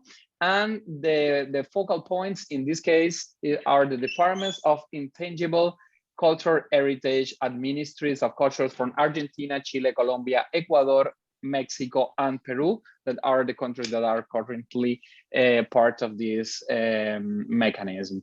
They want to promote, they are promoting knowledge management of Ibero-American cuisines, very linked into culinary nationalism in some cases too, promote policies and integral cooperation actions of the agri-food value chain, to promote credit economy, gastronomy, culture, food security, etc.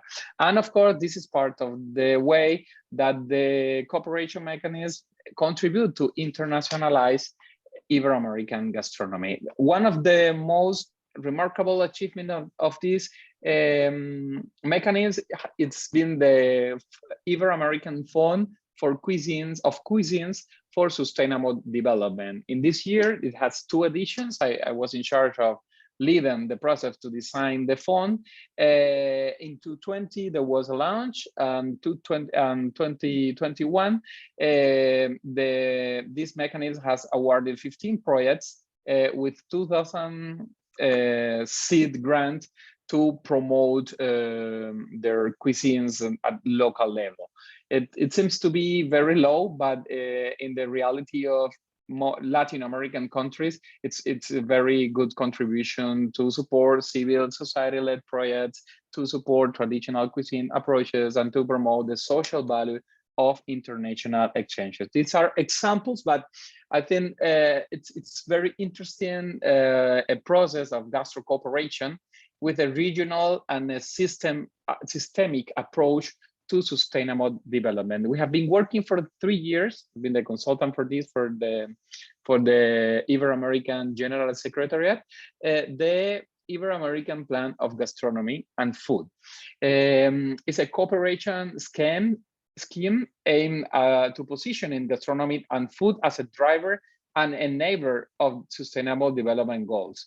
It was approved, sorry for the typing mistakes, yesterday, December 15, by 22 countries committed to advance an ambitious cooperation route towards 2030. It's a comprehensive and innovative perspective that includes the economic, social, environmental, and cultural dimensions of gastronomy as a subsystem within food system. It's a framework for action because remember that the Ibero-American General Secretariat is the only instance that gather the 22 presidents in a biannual meeting. So the decisions that are approved in this framework usually have a follow-up implementation that will be, of course, linked into the Ibero-American cooperation programs, initiatives, and projects. This is an unprecedented framework of international relations and gastronomy. It remarks the role of gastronomy in the 2030 agenda, and of course, it positions gastronomy in the field of public policy. It makes visible the diversity of factors like multi-sectoral, public, private, more or less, I'm not allowed and supposed to speak about this in detail, but this could be a new era for gastro cooperation. The main focus of this plan has to be with the strength and social inclusion mechanism in the gastronomic sector to guarantee food security and nutrition, health, and human right to food. Of course, these are general goals, but there are specific actions approved by 22 countries yesterday.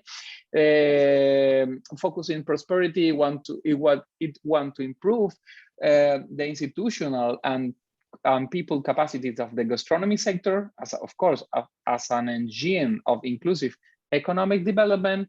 Regarding partnership that is directly linked to gastrodiplomacy, it will promote intersectoral cooperation initiatives to strengthen the gastronomic sectors in Iberoamerica, and also it will remark and promote the role of gastronomy and the fight against hunger in the construction of peace and social cohesion. Of course, last but not least is the planet, the linking to the sustainable use of natural resources in gastronomic value chains.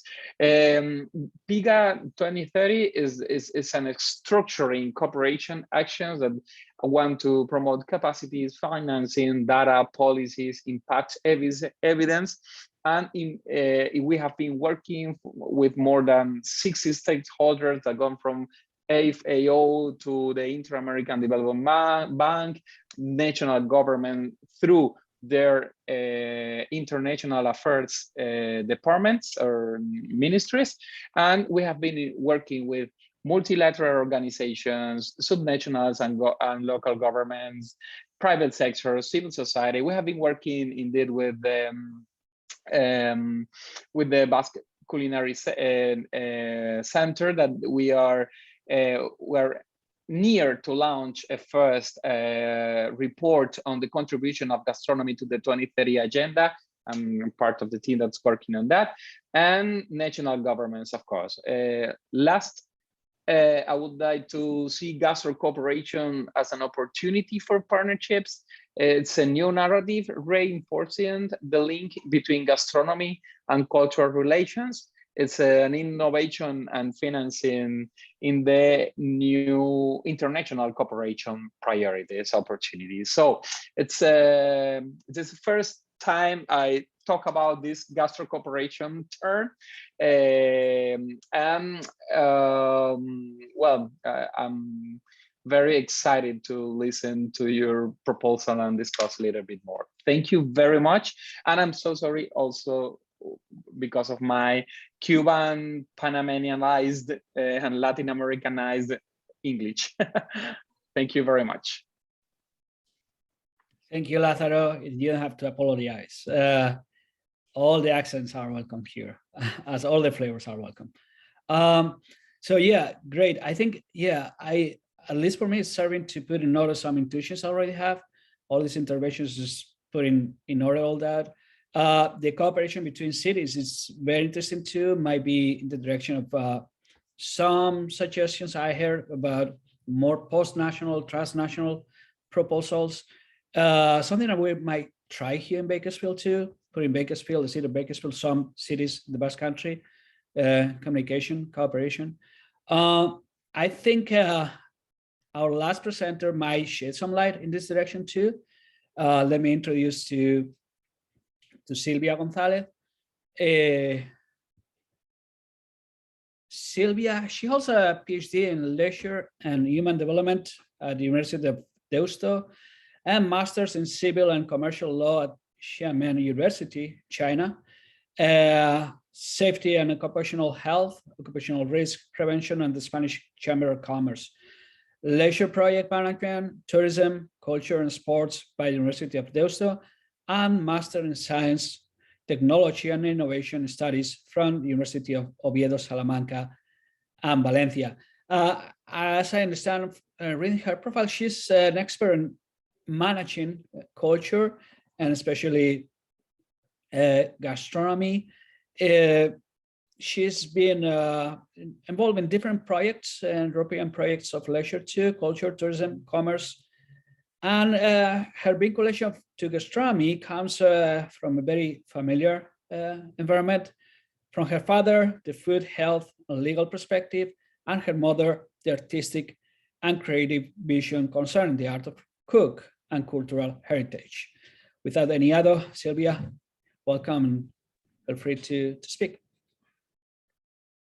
Thank you to introduce me. Hello, everybody. First of all, I would like to thank Simanol to arrange this conference and to have the opportunity to take part in it with these high-level experts and panelists. And this is a shame that we cannot be physically in San Sebastian because, well, it's a marvelous city in which I had also the pleasure some years ago to live and work. And I would like to repeat the experience to be there again. But in fact, regarding the importance of San Sebastian and the gastronomy, San Sebastian is a really famous city of gastronomy. In July, in fact, I read just yesterday that the Spanish government wrote a Gastrodiplomacy guide, and they mentioned San Sebastian like one of the most famous gastronomy cities in Spain, because well, it's a European medium-sized city with the highest number of Michelin-starred restaurants. 11, I think, I read in the Tourist Information Center in total in the whole city, and 19 in the surroundings, also in the whole area. So it also has the Basque Culinary Center that is really famous and international. It was known internationally, and they have also other educational centers like Deusto or Mondragon, Musikene, that is a famous music school, and really big companies that attract a lot of talent. I think all these elements can do a really creative city. In general, I think San Sebastian is lucky to have this initiative to have this government that has the know-how, and they know how to do the things. So I'm going to start to do my presentation. I'm going to share the screen. I'm sorry.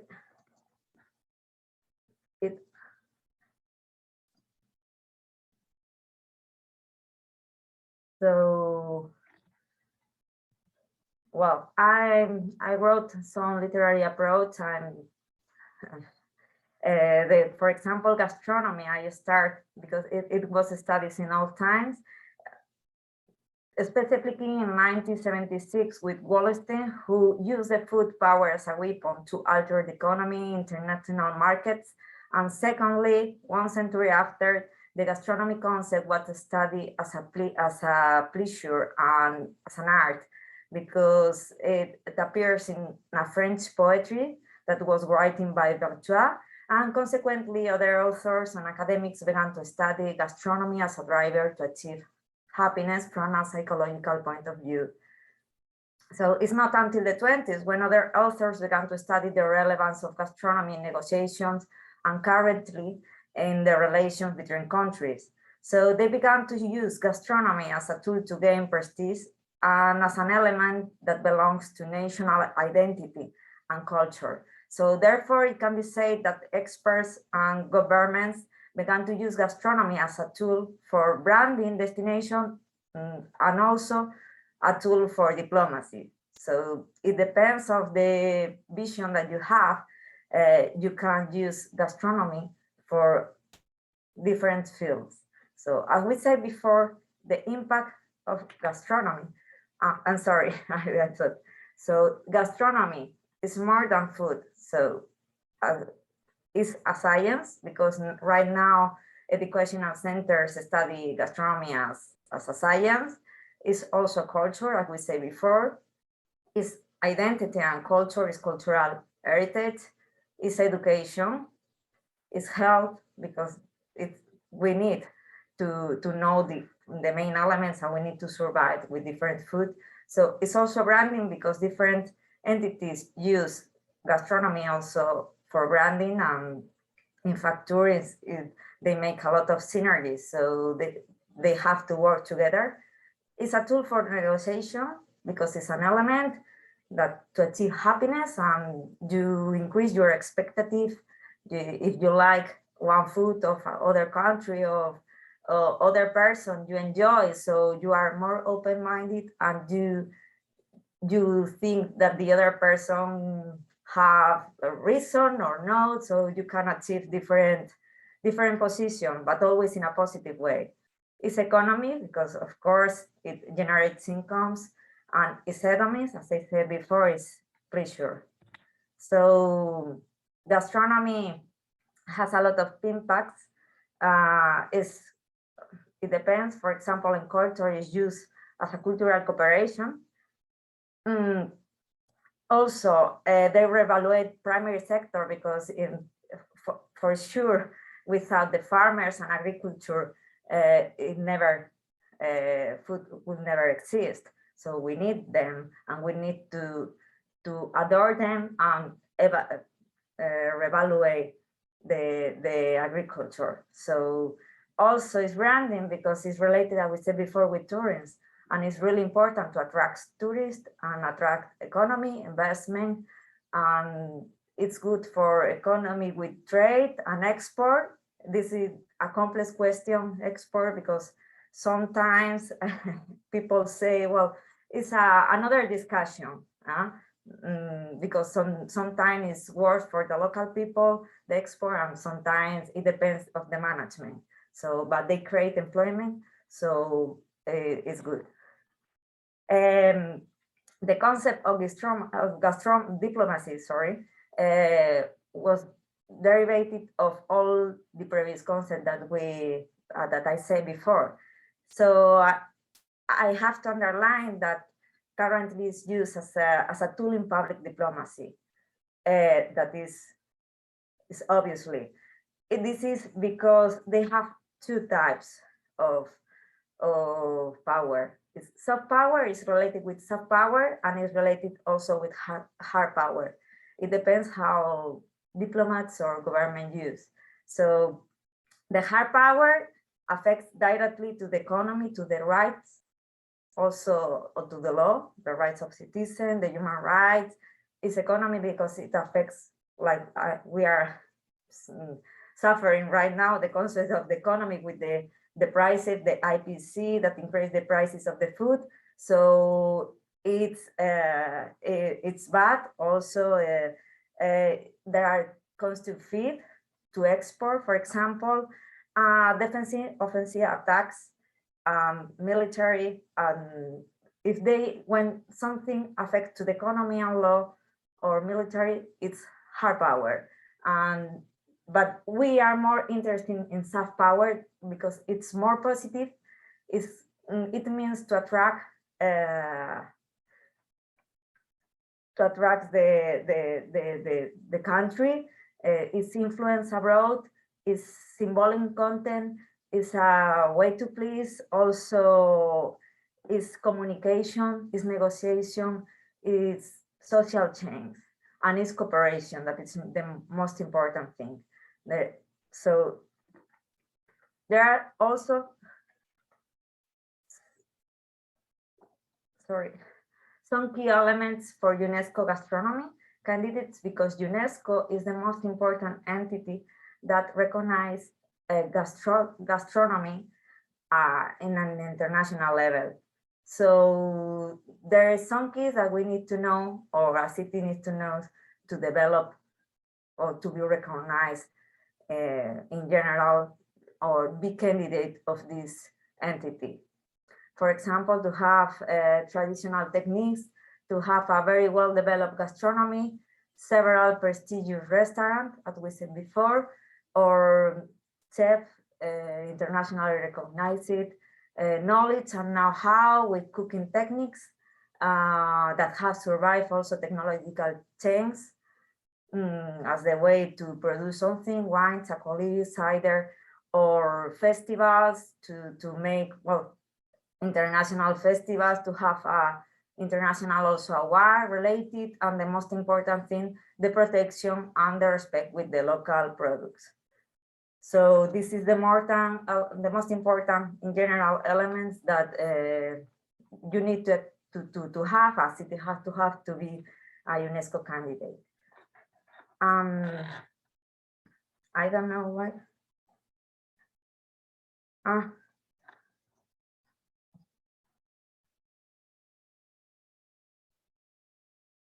Sorry, I don't know.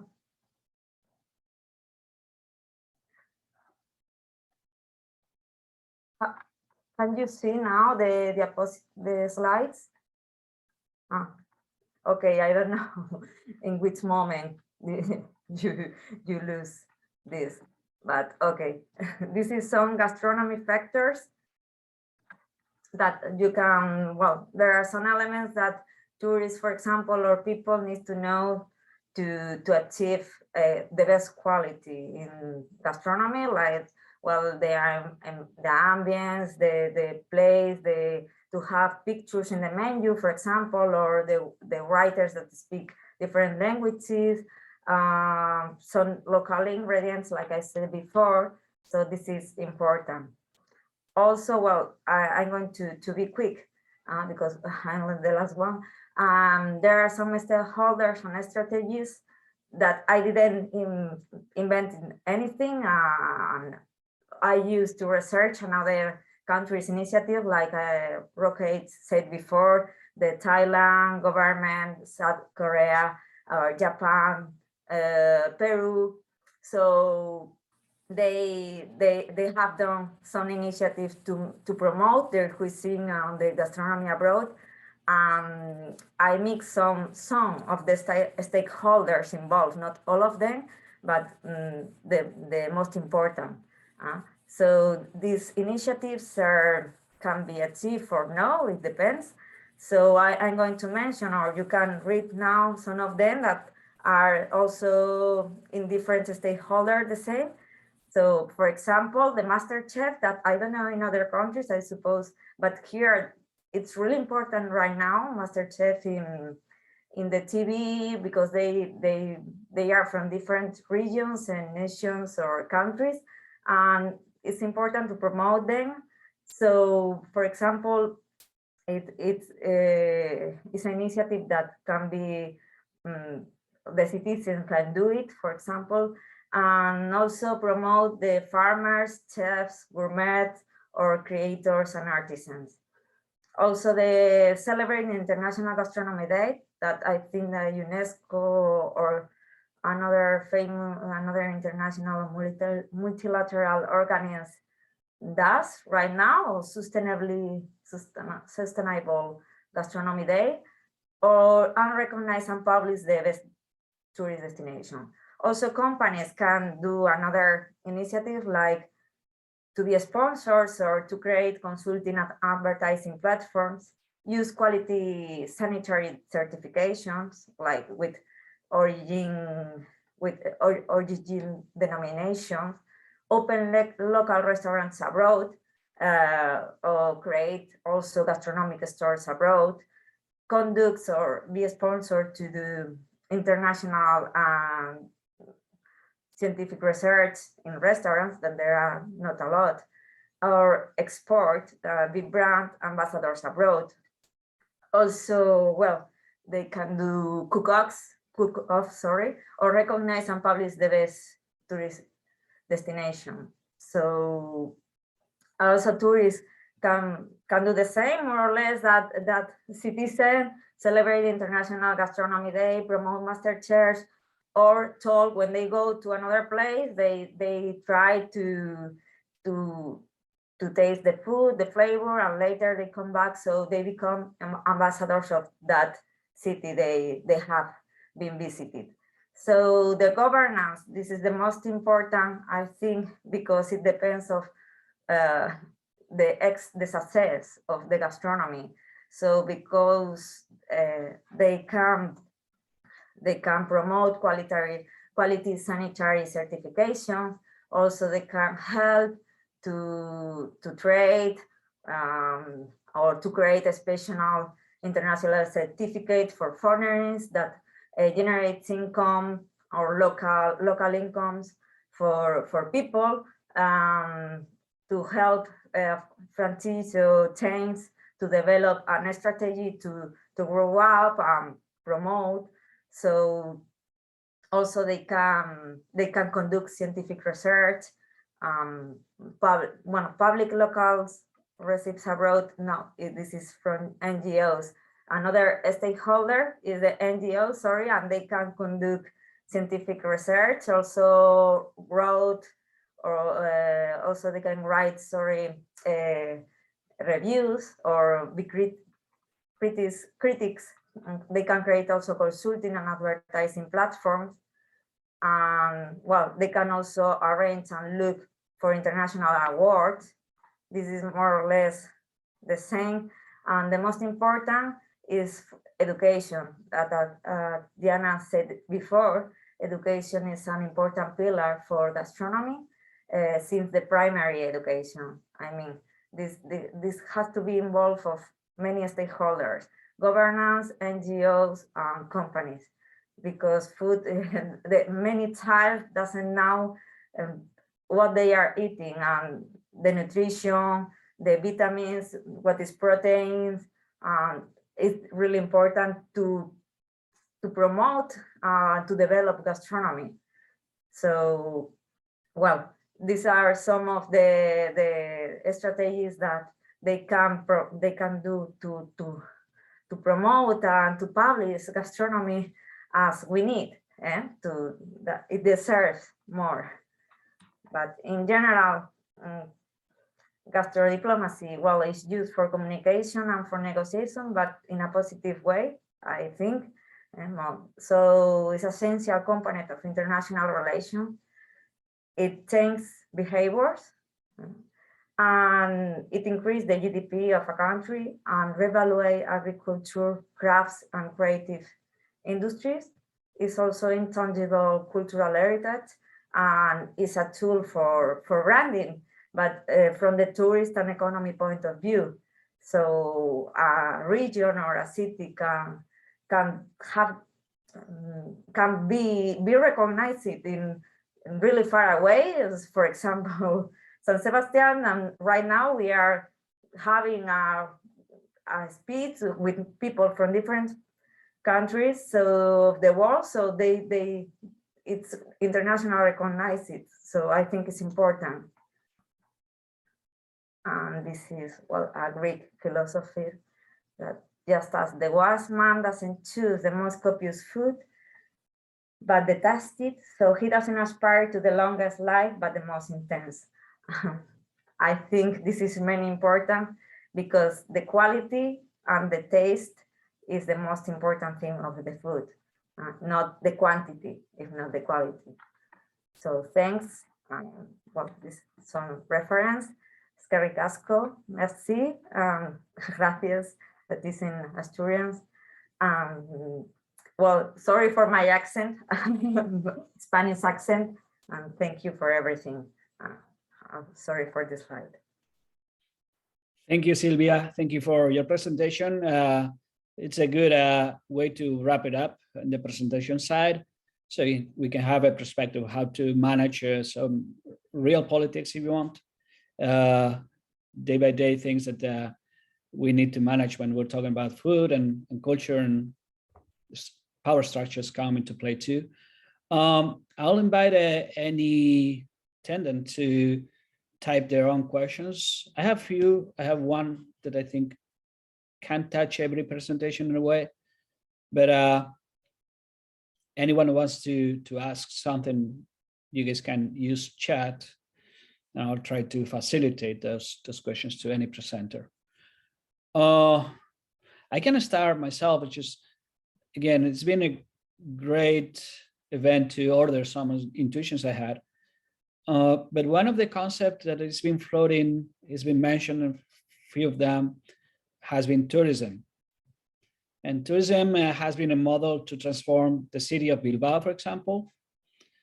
Tourism has been, had a very hostile reaction last years in San Sebastian, for example, too.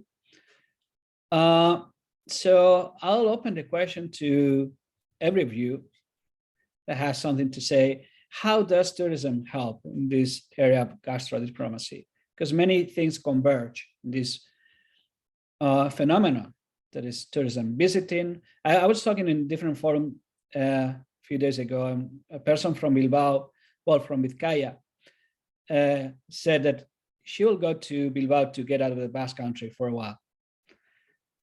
And that's a very uncanny voyage. But I think, I'm going back to my presentation on Jonathan Gold, I think Los Angeles had the ability to incorporate a taste. There's the Angelino taste. That is something in between. It's Asian, but it's not Asian. It's Latino, but it's not Latino. And every cuisine adds the Angelino taste, adding something. We're not sure what. Sometimes it's that storytelling, someone's telling you the context, the story of the people that come to LA, their circumstances. And that is somehow present in the dishes that you can go and taste them in LA. But in the case of Slovenia, I don't know. In the case of other parts of the world, other perspectives who have been part of all this panel. What is tourism really? Is it an asset, or is it something that we should start thinking about rethinking, transforming?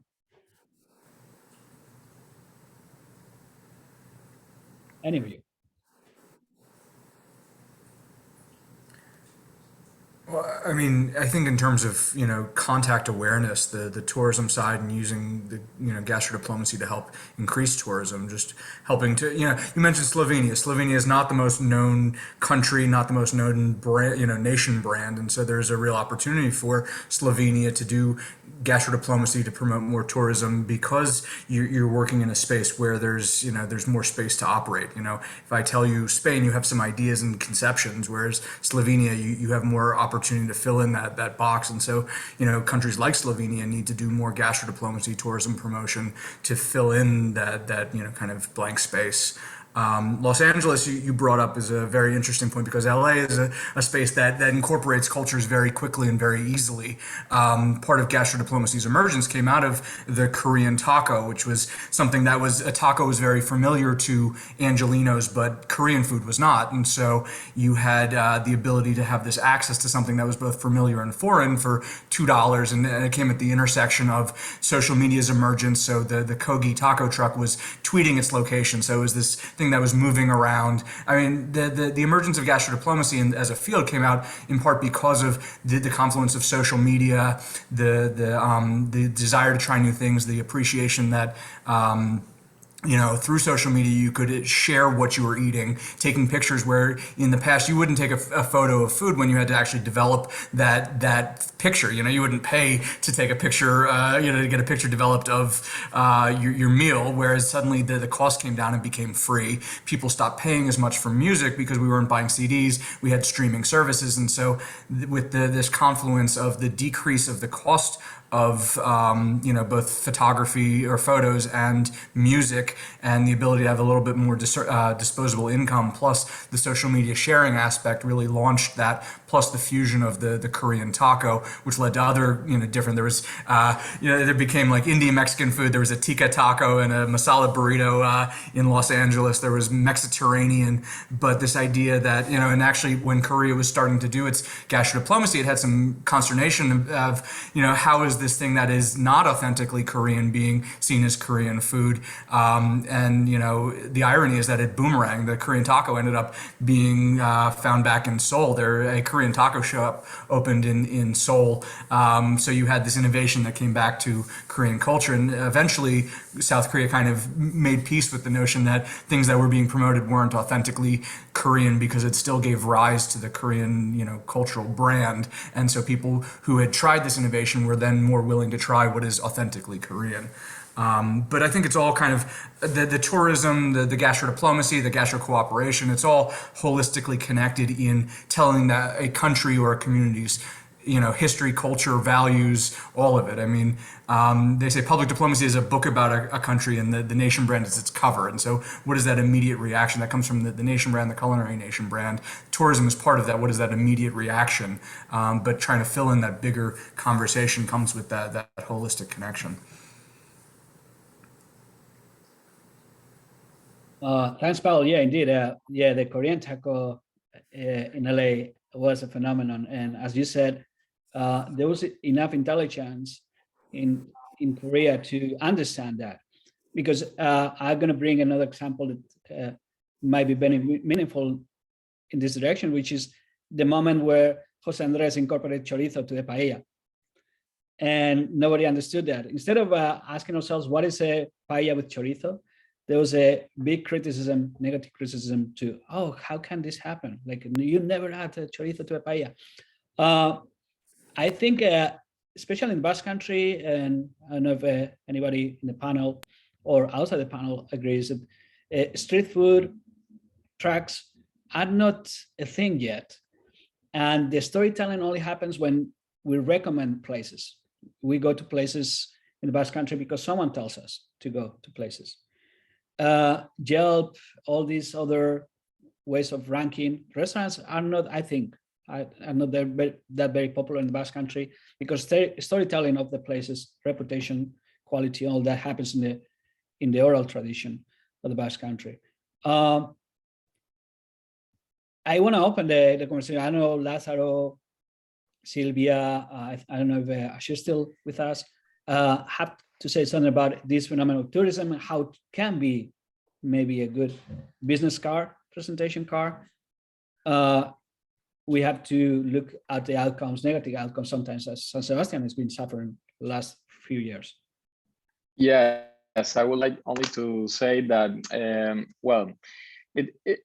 the question is, how does tourism could help? Because it necessarily haven't helped to value national or local cultural expressions linked into gastronomy. It has privatized common heritage.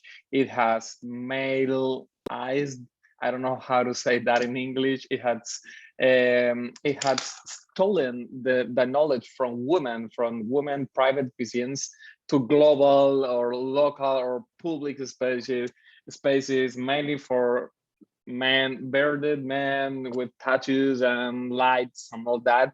And tourism has been a platform for that. I think that it said that. I think the United Nations World Tourism Organization has been working for long to try to connect like a fair approach to not only to cooperation, because it's a multilateral organization, but also perspective, like producing this kind of Africa gastronomy books recently launched, or the guide for development gastronomic tourism that has been launched in coordination with the Basque Culinary Center, and the recently mentioned and launched by Silvia, the Best Tourism Village. I was invited by the Secretary General to be part of the advisory board that we have to evaluate this first pilot initiative. And it was very interesting that in all the application, gastronomy was seen as an asset, but also as a thing to protect from tourism in terms of rural tourism. And I think the good thing with it has to be perhaps that we have to think in a regenerative use of gastronomy and tourism for local environments, not only in environmental terms, but also in social economics, and go beyond these brands and all these things, and trying to think in the responsibilities of tourism with the gastronomic development. I think that as a creek in the Gastro Cooperation River, this initiative of Best Tourism Village has a future to say as a level, because it's also a network, a new network for gastro cooperation, and although it's not focused only on gastronomy, and a capacity building program that will have like an impact. I just want to jump on something that Lázaro said. If you're worried about the masculinization, I think that might be the word you were looking for. Okay. About cuisine, there's a couple of initiatives, things like the League of Kitchens, which helps promote grandmothers as cookers, as chefs, and tries to empower them and lets them get their authentic recipes in different spaces. And there's another one called Emma's Torch in New York, which works closely with the IRC to help empower immigrant and refugee chefs. A lot of them are women, and so there are spaces that are working to try and promote chefs who are women who can be more involved in the culinary empowerment aspect of that's part of the social gastronomy movement. But you're absolutely right that there is the concern of this gruff bearded masculine chef who's and I do think there has been some room in social gastronomy and gastrodiplomacy for empowering different actors, especially women, as chefs, and promoting their cuisines in different places.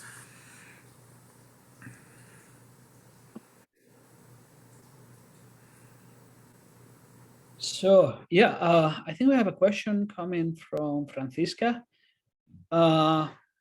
She's saying, I wonder if how your view on gastrodiplomacy changed when looking at the deteriorating development of the gastronomy tourism industry.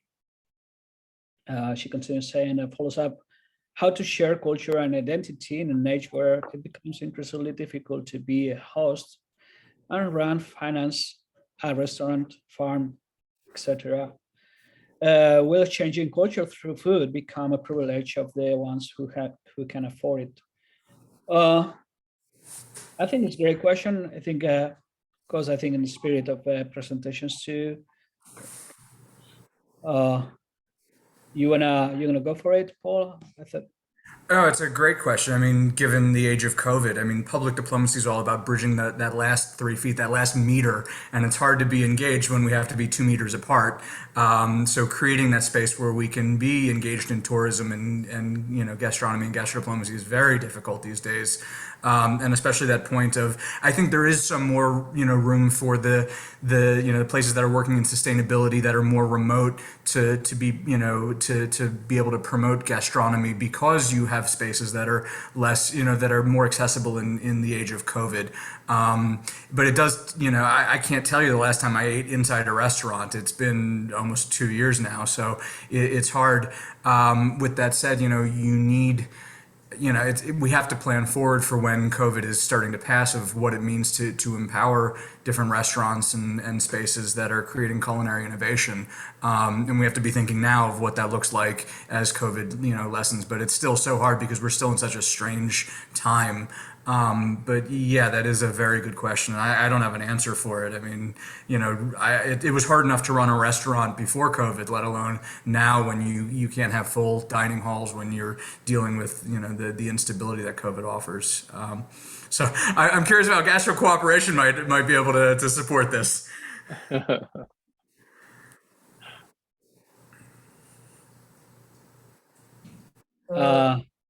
Yeah, go ahead, Silvia. I'm sorry. From my point of view, that I'm associated with a hotel. I'm a business partner, so we live and we are suffering the consequence also of this sanitary crisis. But while we are in Europe, so the government are doing some efforts to help us. And there are also some funds that will be like the next European generation or something like that. I think, yeah, next generation Europe. So they will help. It depends of the season also, but there are, for example, some friends that they had to close restaurants, really with really high quality restaurants. I mean, because in the low season they didn't have enough tourists, so it affects a lot to this industry. So I suppose that we need to survive as we can, and later I'm lucky that I have another possibilities to research and also with education. But I know that restaurant, hotels, leisure activities, music or cinema are suffering these consequences that are really hard. So gastronomy diplomacy and creative industry, yes, they need to do a lot of diplomacy in that aspect, I think. So Asier Vallejo has another question for Paul in this case. I believe that the U.S. Department is... Good question. So the question is about the diplomatic culinary partnership. That ended with the change in administration after the Obama years. The incoming president cared more about Big Macs and fast food. That unfortunately did not continue, and so it does not exist now. There is some work in the diplomatic culinary partnership. There's been some effort to kind of privatize that initiative, but the initiative no longer exists in a holistic fashion. With that said, there is still, embassies that do gastrodiplomacy and culinary programs. But my understanding is that there's not a big, large-scale, gastrodiplomacy initiative in the State Department these days. But I do still consult with some, diplomats about different one-off projects. But they're, that didn't quite last past the last administration. And I had discontinued my work with the State Department with that last administration because I didn't want to work with an administration that was the antithesis of my values. So now I do micro-public diplomacy on behalf of the Jewish community, which is why I've been fighting Nazis out here in Phoenix, but doing a little gastrodiplomacy on a local level. We were going to do a program that connected the Jewish and Latino communities through Mexican Jewish cuisine. It was going to be called jalapeno. Unfortunately, COVID hit, we had to cancel that one, but that was going to be a fun bit of connection of the Jewish and Latino community here in Arizona. But I'm hopeful that the State Department will get serious about the gastrodiplomacy work again. It did some really wonderful initiatives with the Culinary Diplomatic Partnership, sending all sorts of different American chefs and promoting different regional cuisines. And you still have some ad hoc, but nothing kind of full as it once was. Thank you, Paul. Yeah, that was a good answer. And yeah, I'm not surprised that you close ties with the last administration. Hard to deal with. So yeah, I think can be a good moment to wrap it up. I'm gonna let Imanol to say a few words, and then we can just close the session. Imanol, you ready?